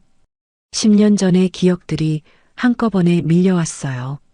하지만 지금은 아들이 가장 소중했어요. 다른 모든 것들은 나중에 생각해도 늦지 않을 거예요. 해열제 효과로 하준이의 열이 조금 내린 후 은하는 안도의 한숨을 쉬며 아들의 이마를 만져봤어요. 민석은 여전히 차트를 보고 있었지만 어딘지 모르게 미묘한 변화가 감지되었어요. 하준아, 기분이 어떠니? 민석이 부드러운 목소리로 물었어요. 하준이는 엄마 뒤에 살짝 숨어서 의사를 바라봤어요. 아이의 큰 눈이 민석의 얼굴을 호기심 어린 시선으로 훑었어요. 선생님, 하준이가 갑자기 입을 열었어요. 저 선생님이랑 눈이 닮았대요. 엄마가 그랬거든요. 그 순간 진료실 안의 공기가 얼어붙었어요. 은하의 얼굴이 순식간에 창백해졌고 민석의 손에 들린 펜이 잠시 멈췄어요. 하준이는 아무것도 모르는 표정으로 계속해서 민석을 바라보고 있었어요. 하준아, 그런 말하는 게 아니야. 은하가 서둘러 아들을 제지했어요. 선생님께 신뢰가 되잖아. 진찰만 받자. 민석은 잠시 동요하는 듯 했지만 곧 평정심을 되찾으려 애썼어요. 하지만 그의 시선이 자꾸만 하준이에게 머물렀어요. 괜찮습니다. 아이들은 원래 그런 말을 잘하죠. 민석이 억지로 미소를 지으며 말했어요. 하지만 그의 목소리에는 이전과 다른 떨림이 섞여 있었어요. 은하는 가슴이 쿵쾅거리는 것을 느꼈어요. 10년 동안 감춰온 비밀이 이렇게 갑작스럽게 드러날 수도 있다는 생각에 온몸이 떨렸어요. 민석은 다시 차트로 시선을 돌렸어요. 하준이의 기본 정보를 훑어보던 그의 눈이 특정 부분에서 멈췄어요. 혈액형과 알레르기 내역이 적힌 부분이었어요. 계란 알레르기가 있다고 되어 있네요. 민석의 목소리가 약간 굳었어요. 언제부터 알게 되셨나요? 돌 지나서요. 이유식 할 때 알게 됐어요. 은하의 대답은 짧고 건조했어요. 그녀는 민석의 표정 변화를 놓치지 않았어요. 민석은 잠시 멍하니 차트를 바라봤어요. 계란 알레르기는 그의 가족력에도 있는 증상이었어요. 그 자신도 어릴 때 같은 알레르기로 고생했던 기억이 있었고 아버지에게서도 유전된 것이라고 들었던 적이 있었어요. 우연의 일치라고 하기에는 너무나 정확한 일치였어요. 혹시 아버지 쪽 가족력에 대해서도 알고 계신가요? 민석이 조심스럽게 물었어요. 의사로서 당연한 질문이었지만 그의 목소리에는 다른 의도가 숨어 있는 것 같았어요. 은하는 잠시 입술을 깨물었어요. 잘 모르겠어요. 아이 아버지와는 연락이 안 되거든요. 그 말에 민석의 표정이 더욱 복잡해졌어요. 그는 하준이를 다시 한번 자세히 바라봤어요. 아이의 눈매, 코, 입술의 모양까지. 하준이가 말했던 대로 정말 닮은 구석이 있었어요. 선생님, 저 아픈 거 다 나았어요? 하준이가 갑자기 물었어요. 열이 내리면서 아이의 목소리에도 생기가 돌았어요. 응, 많이 좋아졌어. 하지만 며칠 더 약을 먹어야 해. 민석이 대답했어요. 하준이를 바라보는 그의 눈빛이 점점 더 애틋해지고 있었어요. 은하는 그 시선을 견딜 수 없었어요. 민석이 무언가를 눈치채고 있다는 것이 분명했어요. 처방전 받아서 약국에서 약 받으시면 됩니다. 민석이 처방전을 써주며 말했어요. 하지만 그의 손길은 평소보다 느렸어요. 감사합니다. 은하는 서둘러 처방전을 받으며 일어섰어요. 하준이를 안고 진료실을 나가려는 순간 민석의 목소리가 뒤에서 들렸어요. 혹시 나중에 시간 되실 때 잠깐 이야기할 수 있을까요? 은하의 발걸음이 멈췄어요. 뒤돌아보지 않은 채 그녀는 대답했어요. 지금은 아이가 우선이라서요. 물론입니다. 아이가 중요하죠. 민석의 목소리에는 묘한 간절함이 섞여 있었어요. 다만 의사로서 궁금한 게 있어서요. 은하는 가슴이 터질 것 같았어요. 민석이 단순히 의사로서만 묻고 있는 것이 아니라는 것을 알 수 있었어요. 나중에 연락드릴게요. 은하는 겨우 그 말을 하고 진료실 문을 열었어요. 복도로 나온 은하는 하준이를 꼭 안고 깊은 숨을 쉬었어요. 아이는 이제 완전히 깨어나서 주변을 두리번거리고 있었어요. 엄마, 그 선생님 왜 계속 저를 쳐다봤어요? 하준이가 순진하게 물었어요. 아픈 곳이 없나 확인하신 거야. 은하는 애써 평온한 목소리로 대답했어요. 하지만 그녀의 마음은 전혀 평온하지 않았어요. 약국에서 약을 받는 동안에도 은하의 머릿속은 복잡했어요. 민석의 표정, 그의 시선, 그리고 계란 알레르기에 대한 질문들.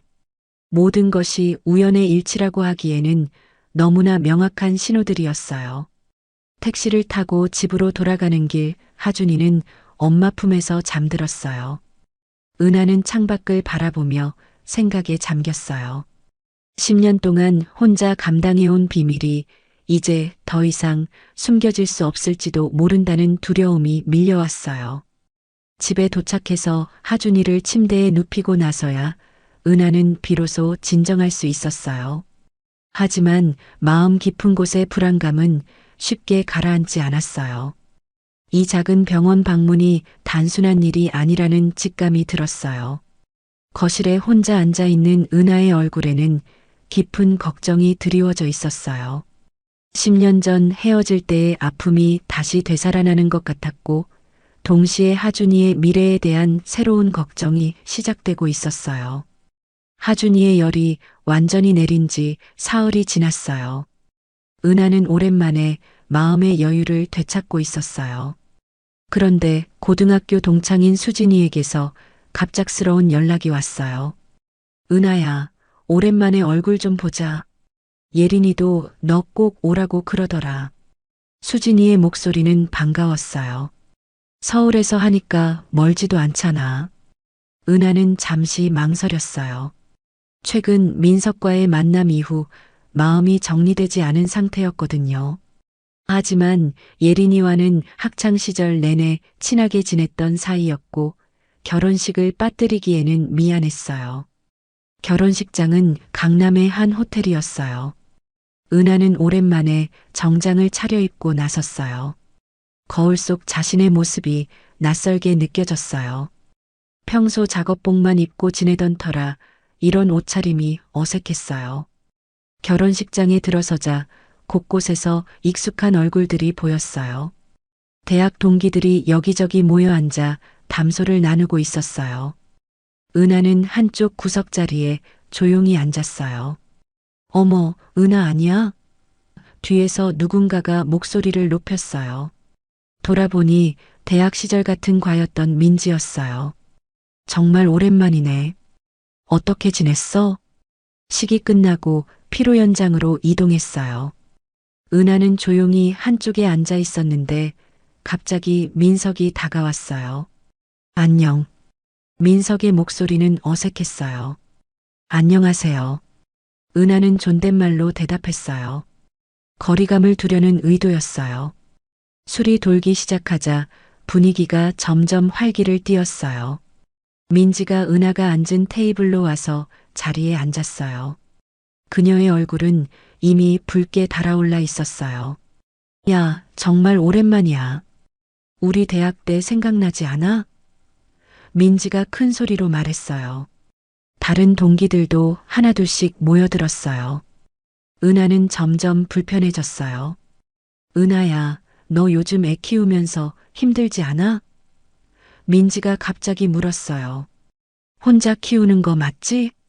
그런데 말이야, 너 옛날 대학 때 그 일 기억나? 민지의 목소리가 점점 커졌어요. 은하의 표정이 굳었어요.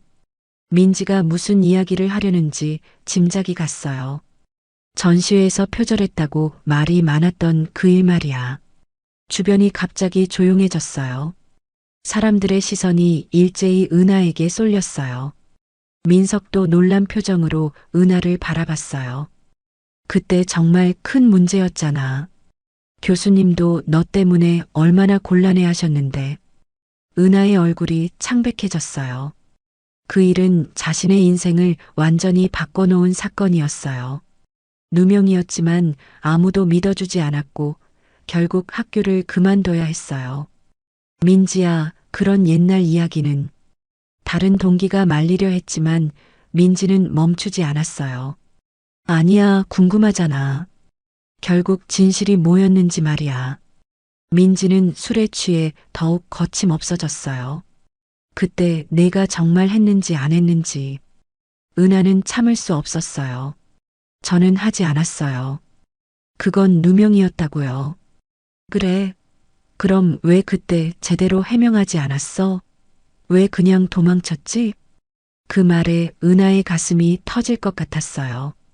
도망친 게 아니었어요. 아무도 믿어주지 않는 상황에서 더 이상 견딜 수 없었을 뿐이었어요. 은하는 민석을 바라봤어요. 그때도 그랬듯이 지금도 그는 고개를 숙이고 있었어요. 가장 믿었던 사람, 가장 사랑했던 사람이 자신의 편을 들어주지 않았던 그 아픔이 다시 되살아났어요. 역시 사람은 안 변하는군요. 은하가 조용히 말했어요. 그녀는 자리에서 일어났어요. 더 이상 이 자리에 있을 이유가 없었어요. 먼저 가보겠습니다. 은하는 예린이에게 간단히 인사를 하고 피로 연장을 나왔어요. 밖으로 나오니 차가운 바람이 불었어요. 은하는 깊은 숨을 쉬며 마음을 진정시키려 했어요. 하지만 과거의 상처가 다시 덮쳐와서 쉽게 가라앉지 않았어요. 택시를 타고 집으로 돌아가는 길, 은하는 창밖을 바라보며 생각에 잠겼어요. 10년이 지났지만 사람들은 여전히 그 일을 기억하고 있었고 여전히 의심의 눈초리로 바라보고 있었어요. 가장 아픈 것은 민석의 태도였어요. 그때도 지금도 그는 침묵으로 일관했어요. 사랑한다고 했던 사람이 위기의 순간에 옆에 서 있어 주지 않았던 것처럼요. 집에 도착해서 하준이가 잠든 모습을 보니 마음이 조금 편해졌어요. 아이만큼은 자신을 의심하지 않았고 자신을 필요로 했어요. 그것만으로도 살아갈 이유는 충분했어요. 하지만 그날 밤 은하는 잠을 이루지 못했어요. 과거의 기억들이 파도처럼 밀려왔어요. 꿈꿔왔던 예술가의 길을 포기해야 했던 그날, 사랑하는 사람으로부터 외면당했던 그 아픔. 어둠 속에서 혼자 앉아있는 은하의 모습은 쓸쓸하기 그지없었어요. 과거는 과거일 뿐이라고 생각했지만 여전히 그 상처는 아물지 않고 있었어요. 그리고 이제 민석과의 재회로 인해 그 상처는 다시 벌어지고 있었어요. 결혼식장에서 돌아온 다음 날, 은하는 평상시처럼 공방문을 열었어요.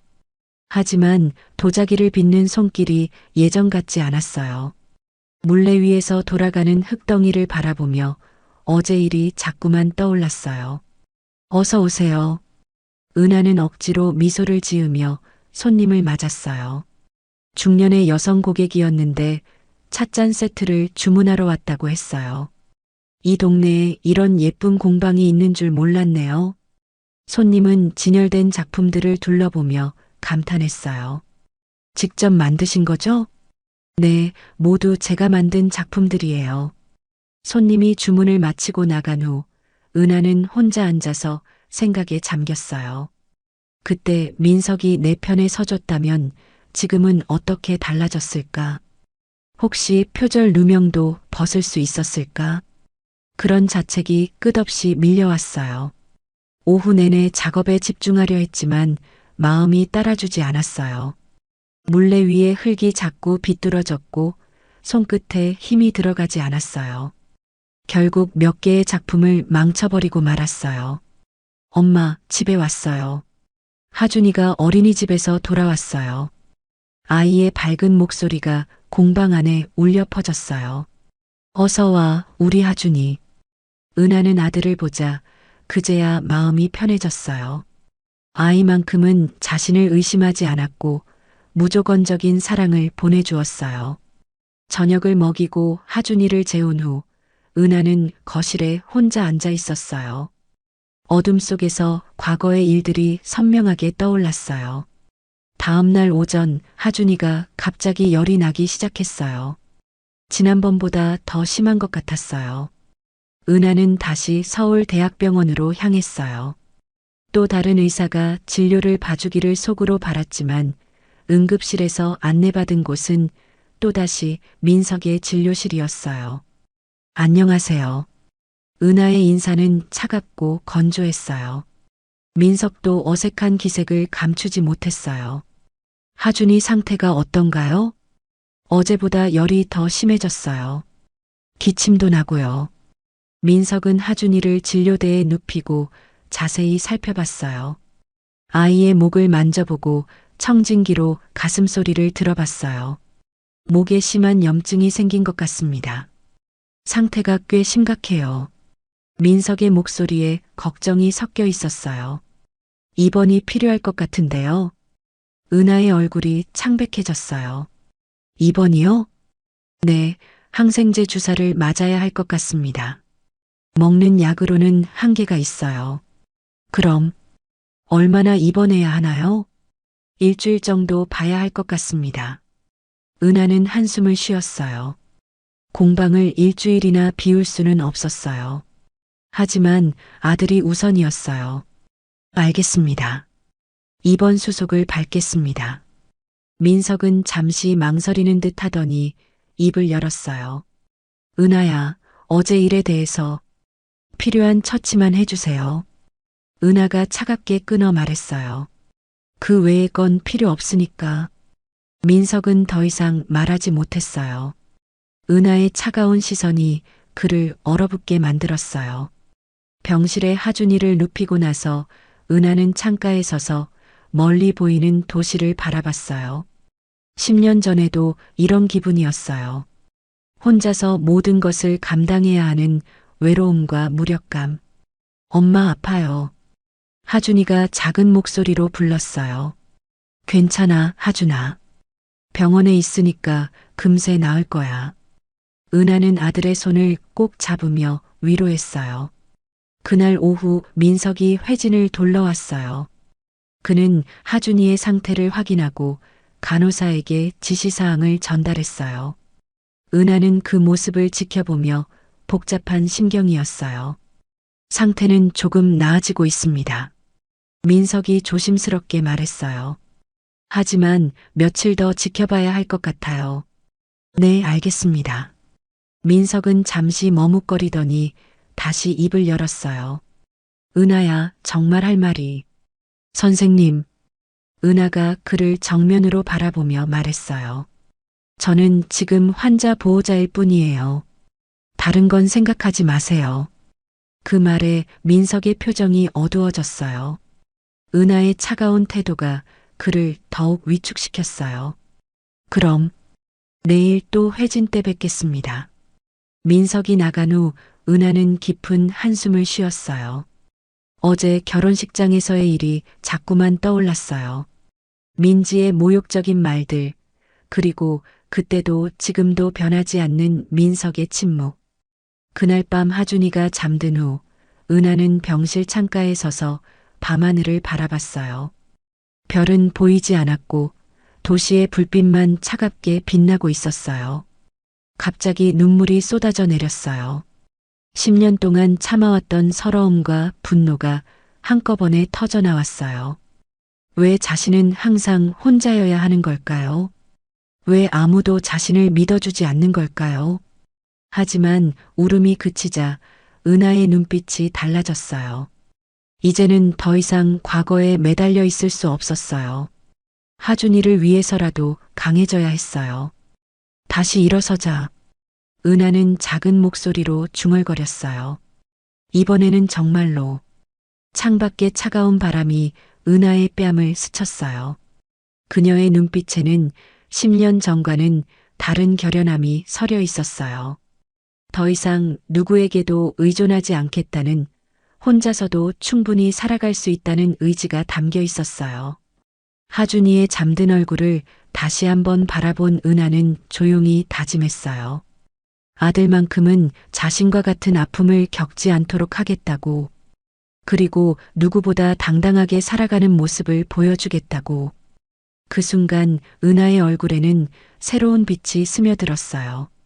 과거의 상처에서 벗어나 미래를 향해 나아가겠다는 강한 의지의 빛이었어요. 밤이 깊어갈수록 하준이의 열은 조금씩 내렸어요. 은하는 아들의 침대 옆 의자에서 졸음과 싸우며 간호를 계속했어요. 병실 창밖으로 보이는 도시의 불빛들이 차가운 형광등과 어우러져 묘한 그림자를 만들었어요.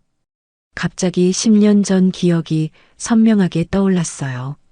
대학 4학년 가을, 도예과 졸업 전시회를 준비하던 그때였어요. 은하는 그 어느 때보다 열정적이었어요. 물레 앞에 앉아 흙을 만지던 순간들이 가장 행복했던 시절이었어요. 이번엔 정말 멋진 작품이 나올 것 같아. 은하는 민석에게 자랑스럽게 말하곤 했어요.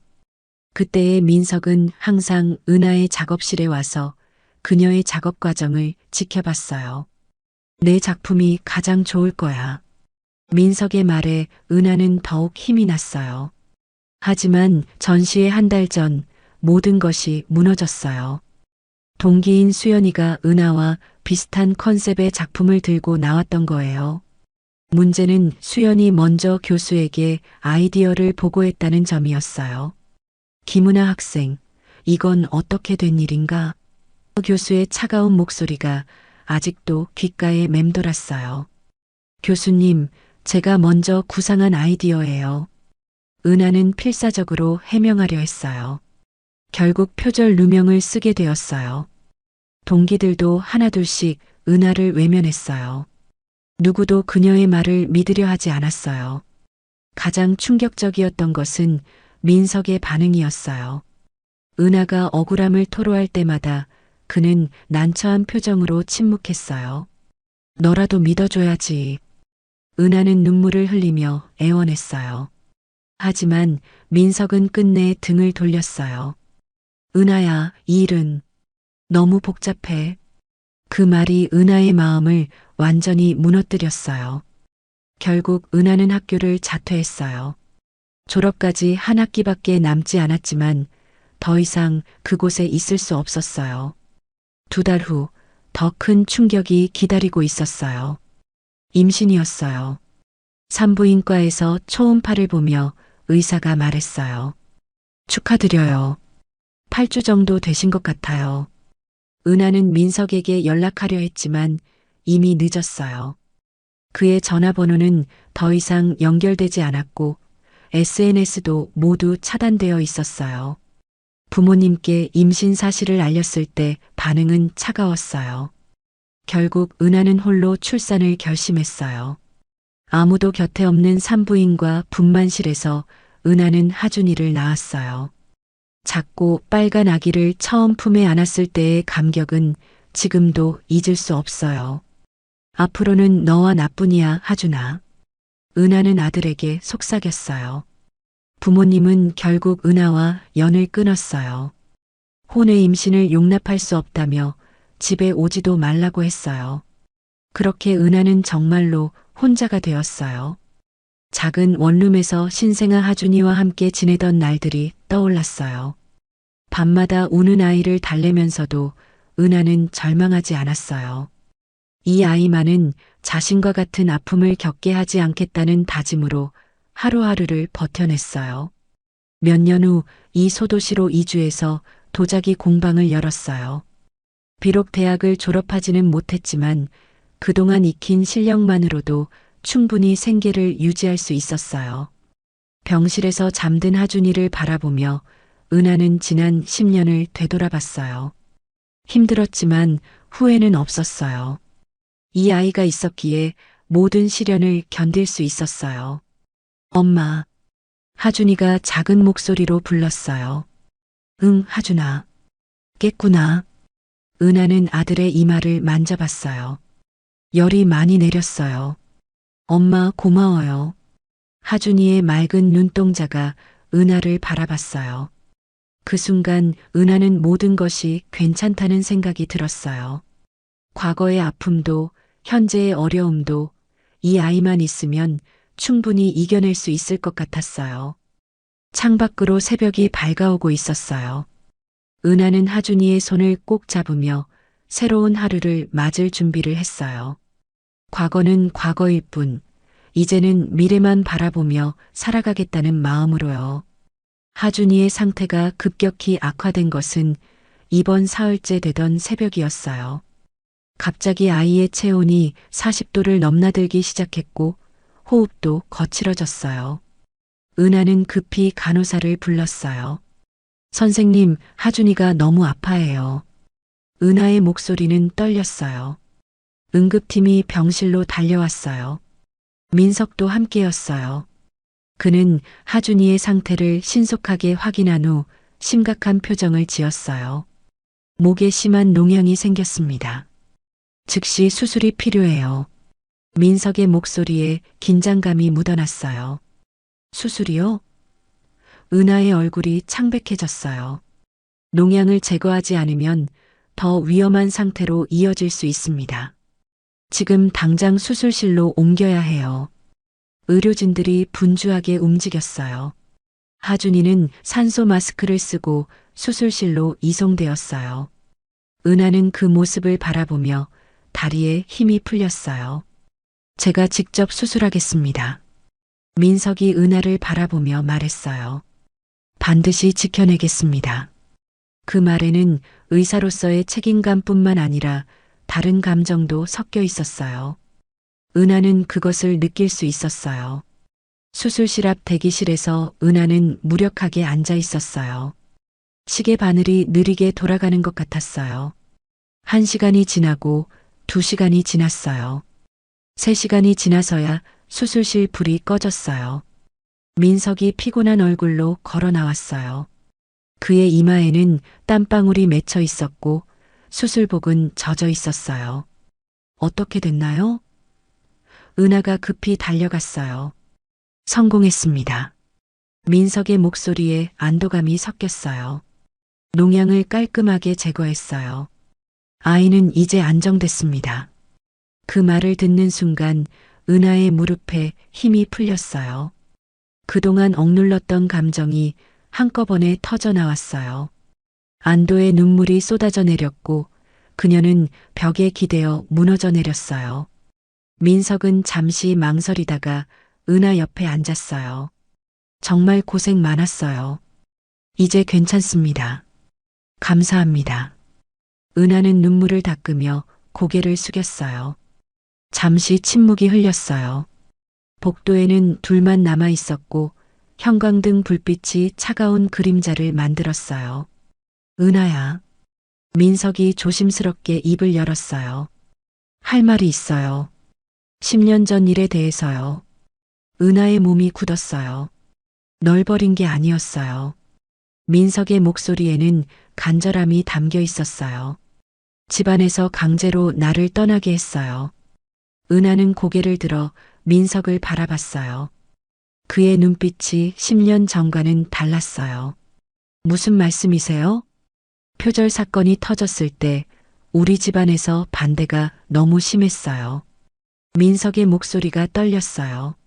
내가 우리 가문에 걸맞지 않는다며 헤어지라고 강요했습니다. 그때 난 겁쟁이였어요. 집안의 압박에 굴복했죠. 민석이 고개를 숙였어요. 내가 억울해할 때도 도움을 요청할 때도 나는 침묵했어요. 그래서 갑자기 연락이 안 됐던 거예요? 유학도 집안에서 강제로 보낸 거였어요. 전화번호도 바꾸게 했고 SNS도 모두 차단하라고 했습니다. 민석의 목소리가 점점 작아졌어요. 돌아와서 너를 찾았지만 이미 사라진 후였어요. 은하는 복잡한 감정에 휩싸였어요. 분노와 서운함, 그리고 묘한 안도감이 동시에 밀려왔어요. 그때 진실을 말하지 못한 게 평생 후회예요. 민석이 은하를 정면으로 바라봤어요. 하지만 하준이만은 지키고 싶어요. 하준이요? 은하의 목소리가 떨렸어요. 처음 봤을 때부터 알았어요. 민석의 눈빛이 간절해졌어요. 계란 알레르기, 눈매, 모든 게 저와 닮았죠. 은하는 아무 말도 할 수 없었어요. 10년 동안 숨겨온 비밀이 이렇게 쉽게 드러날 줄은 몰랐어요. 지금까지 혼자 키우느라 얼마나 힘들었을까요? 민석의 목소리에 죄책감이 묻어났어요. 정말 미안해요. 민석 씨, 은하가 천천히 입을 열었어요. 10년이라는 시간이 그렇게 쉽게 지워지는 건 아니에요. 알아요. 용서해달라는 것도 아니에요. 민석이 고개를 숙였어요. 다만 이제라도 아버지 역할을 하고 싶어요. 은하는 마음이 흔들렸어요. 한편으로는 민석의 진심이 전해졌지만 다른 한편으로는 여전히 믿어도 될지 확신할 수 없었어요. 시간이 필요해요. 은하가 조용히 말했어요. 하준이도 생각해야 하고요. 당연합니다. 급하게 생각하지 마세요. 민석이 고개를 끄덕였어요. 다만 하준이의 아빠로서 할 수 있는 일이 있다면 언제든 말씀해 주세요. 그때 수술실에서 하준이가 회복실로 옮겨진다는 연락이 왔어요. 두 사람은 서둘러 회복실로 향했어요. 마취에서 깨어난 하준이는 여전히 힘들어 보였지만 생명에는 지장이 없어 보였어요. 은하는 아들의 손을 꼭 잡으며 안도의 한숨을 쉬었어요. 엄마. 하준이가 약한 목소리로 불렀어요. 응, 하준아. 엄마 여기 있어. 은하의 목소리는 부드러웠어요. 민석은 조금 떨어진 곳에서 그 모습을 지켜봤어요. 자신의 아들을 처음으로 제대로 바라보는 순간이었어요. 복잡하고 뭉클한 감정이 가슴을 채웠어요. 그날 밤 은하는 하준이 곁에서 밤을 새웠어요. 민석의 고백이 계속 머릿속을 맴돌았어요. 진실이었을까? 아니면 또 다른 변명이었을까? 쉽게 판단할 수 없는 상황이었어요. 하지만 한 가지 확실한 것은 민석이 하준이를 구해냈다는 사실이었어요. 의사로서의 실력도 그날 밤의 간절함도 모두 진짜였어요. 은하는 잠든 아들의 얼굴을 바라보며 생각에 잠겼어요. 이제 어떤 선택을 해야 할지 그 답을 찾기까지는 시간이 더 필요할 것 같았어요. 하준이의 회복은 놀라울 정도로 빨랐어요. 수술 후 사흘이 지나자 아이는 다시 활기를 되찾았어요. 병실에서 그림을 그리거나 간단한 퍼즐을 맞추며 시간을 보냈어요. 은하는 그 모습을 바라보며 마음이 한결 가벼워졌어요. 엄마, 언제 집에 가요? 하준이가 그림을 그리다가 고개를 들었어요. 선생님이 괜찮다고 하시면 바로 갈 수 있어. 은하는 아들의 머리를 쓰다듬었어요. 그때 문이 조심스럽게 열리며 민석이 들어왔어요. 그는 손에 작은 선물 봉투를 들고 있었어요. 안녕, 하준아. 기분은 어때? 민석의 목소리는 평소보다 부드러웠어요. 선생님, 안녕하세요. 하준이가 밝게 인사했어요. 몸이 많이 좋아졌어요. 다행이야. 민석이 미소를 지으며 선물 봉투를 내밀었어요. 이거 넣어주려고 가져왔어. 하준이는 신나서 봉투를 열어봤어요. 안에는 작은 공룡 피규어가 들어있었어요. 우와, 티라노사우루스예요. 하준이의 눈이 반짝였어요. 은하는 그 모습을 바라보며 복잡한 심경이었어요. 민석이 아이를 대하는 모습이 어색하면서도 진심 어린 것을 느낄 수 있었어요. 하준아. 민석이 조심스럽게 아이 옆에 앉았어요. 혹시 아빠가 있었으면 좋겠다고 생각한 적 있니? 하준이는 잠시 생각하더니 고개를 끄덕였어요. 응. 친구들은 다 아빠랑 놀이공원도 가고 축구도 해요. 그구나. 민석의 목소리가 조금 떨렸어요. 만약 아빠가 있다면 뭘 하고 싶어? 하준이가 진지하게 생각했어요. 매일 같이 놀아주면 좋겠어요. 그리고 엄마가 피곤할 때 도와주면 좋겠어요. 그 순수한 대답에 은하의 가슴이 먹먹해졌어요. 아이가 얼마나 아빠의 존재를 갈망했는지 새삼 깨달았어요. 민석도 감정이 북받쳐 올랐어요. 그는 잠시 말을 잇지 못하고 아이를 바라봤어요. 하준아, 잠깐 밖에서 이야기 좀 할까? 은하가 민석에게 말했어요. 두 사람은 병실 밖 복도로 나왔어요. 오후에 햇살이 창문을 통해 들어와 복도를 따뜻하게 비추고 있었어요. 민석 씨, 은하가 먼저 입을 열었어요. 지난번에 하신 말씀 계속 생각해 봤어요. 민석은 긴장한 표정으로 그녀를 바라봤어요. 10년이라는 시간은 정말 길었어요. 은하의 목소리는 차분했어요. 그동안 혼자 모든 것을 감당하면서 많이 힘들었죠. 정말 미안해요. 민석이 고개를 숙였어요. 하지만 하준이를 보면서 느끼는 게 있어요. 은하가 계속 말했어요. 아이에게는 아빠가 필요하다는 걸요. 민석의 눈빛이 희망으로 가득 찼어요. 그렇다고 해서 갑자기 모든 게 예전으로 돌아갈 수는 없어요. 은하의 목소리에는 단호함이 섞여 있었어요. 신뢰를 쌓아가는 데는 시간이 필요하죠. 당연합니다. 민석이 간절하게 대답했어요. 얼마든지 기다리겠어요. 과거의 잘못을 정말로 인정하시는 거예요? 은하가 다시 물었어요. 민석은 잠시 망설이더니 무릎을 굽혔어요. 복도 한가운데서 그는 은하 앞에 무릎을 꿇었어요. 다시는 떠나지 않을게요. 민석의 목소리가 떨렸어요. 약속할게요. 하준이에게도 당신에게도. 지나가던 사람들이 놀란 눈으로 바라봤지만 민석은 개의치 않았어요. 은하는 당황스러워하며 그를 일으켜 세우려 했어요. 일어나세요. 사람들이 봐요. 10년 동안 못했던 사과예요. 진심이에요. 민석의 눈가에 눈물이 맺혔어요. 은하는 잠시 침묵했어요. 그의 진심이 전해지는 것을 느꼈어요. 하지만 여전히 조심스러웠어요. 일단 일어나세요.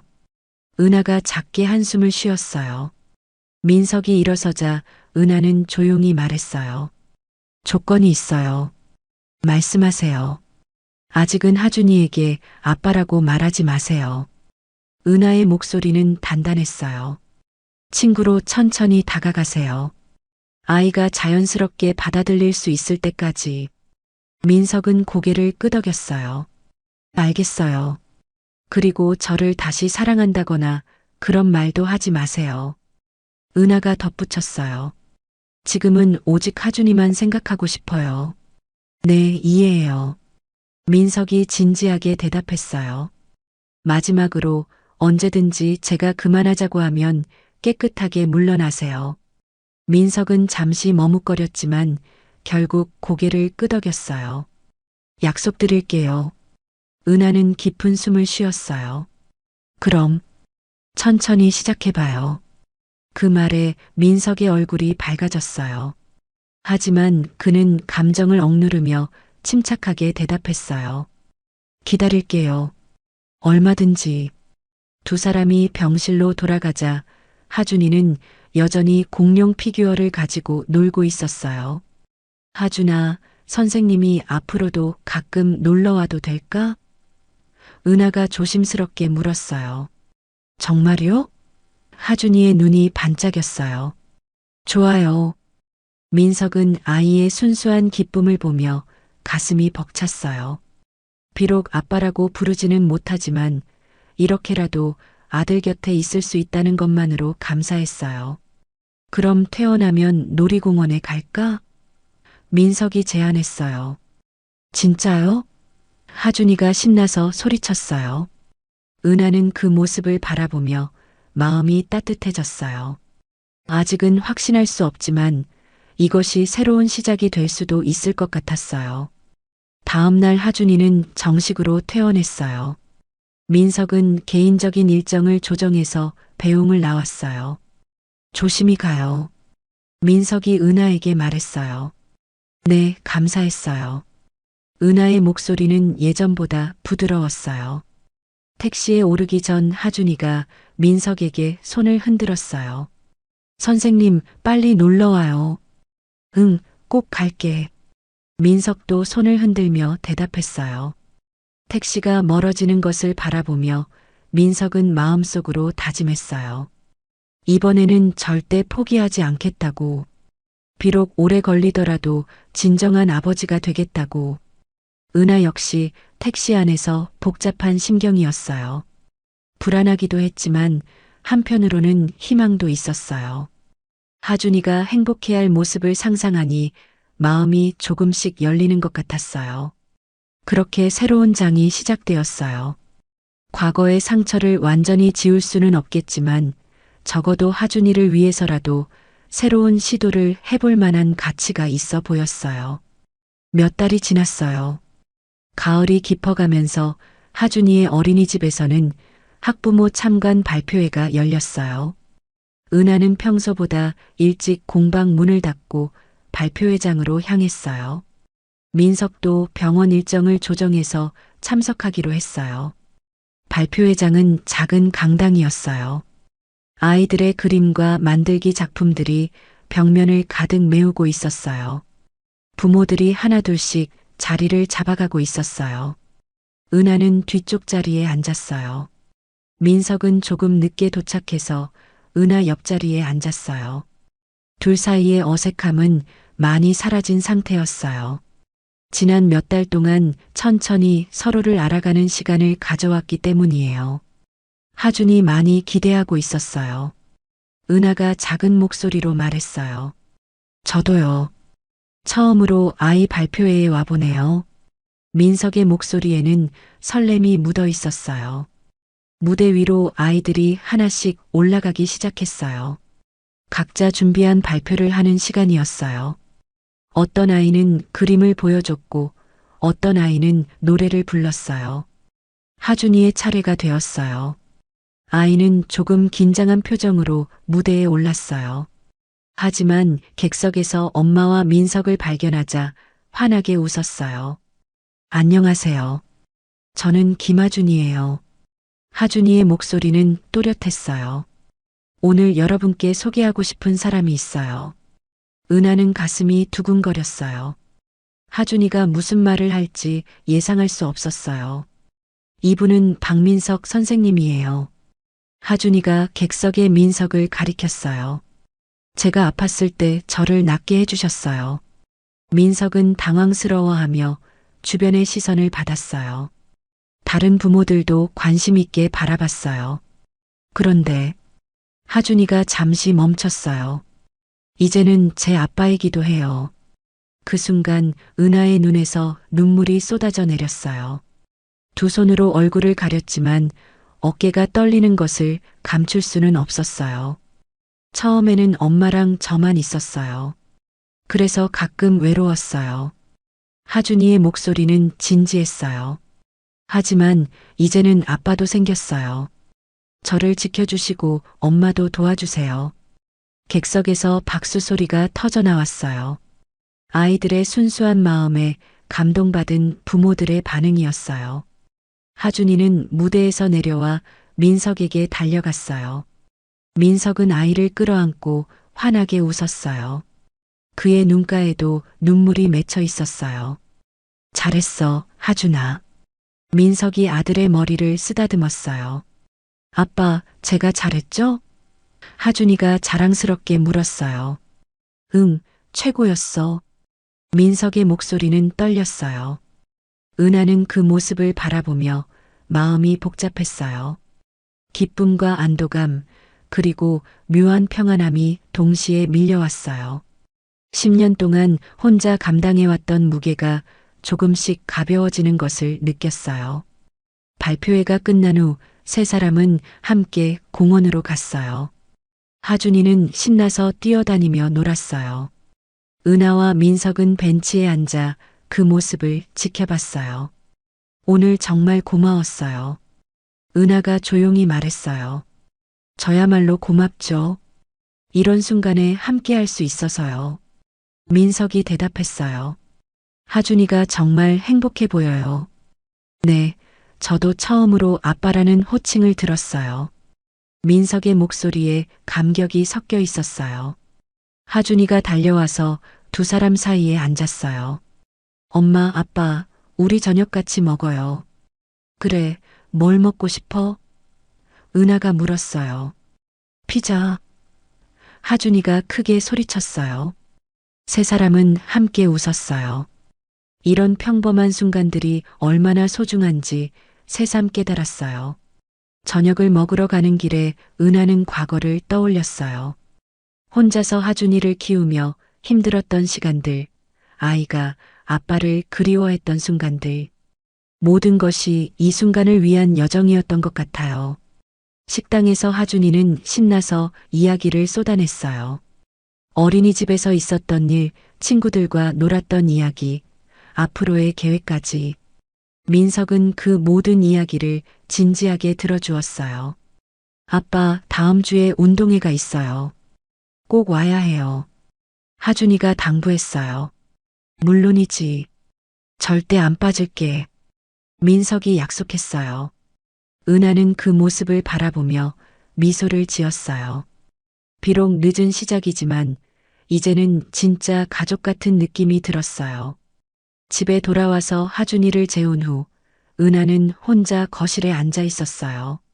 창밖으로 보이는 밤하늘에는 별들이 반짝이고 있었어요. 민석에게서 문자가 왔어요. 오늘 정말 행복했습니다. 감사해요. 은하는 잠시 생각하다가 답장을 보냈어요. 저도요. 하준이가 행복해해서 다행이에요. 앞으로도 잘 부탁드려요. 네, 우리 함께 잘해봐요. 그날 밤 은하는 오랜만에 평안한 잠에 들 수 있었어요.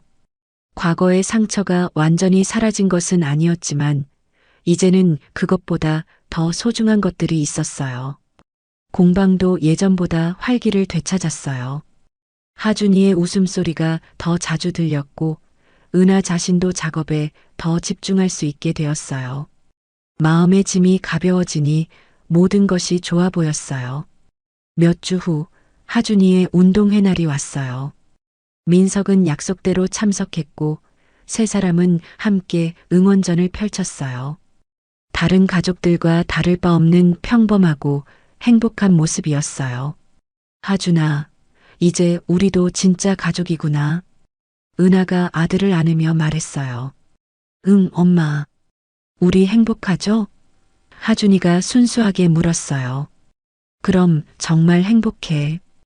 은하의 목소리는 따뜻했어요. 저녁 무렵 세 사람은 손을 잡고 공원을 산책했어요. 석양이 그들의 뒤를 비추며 긴 그림자를 만들었어요. 그 그림자는 마치 하나의 가족처럼 보였어요. 그렇게 새로운 삶이 시작되었어요. 과거의 아픔은 여전히 남아있지만 이제는 그것보다 더 큰 사랑과 희망이 있었어요. 세 사람의 새로운 이야기가 이제 막 시작된 것이었어요.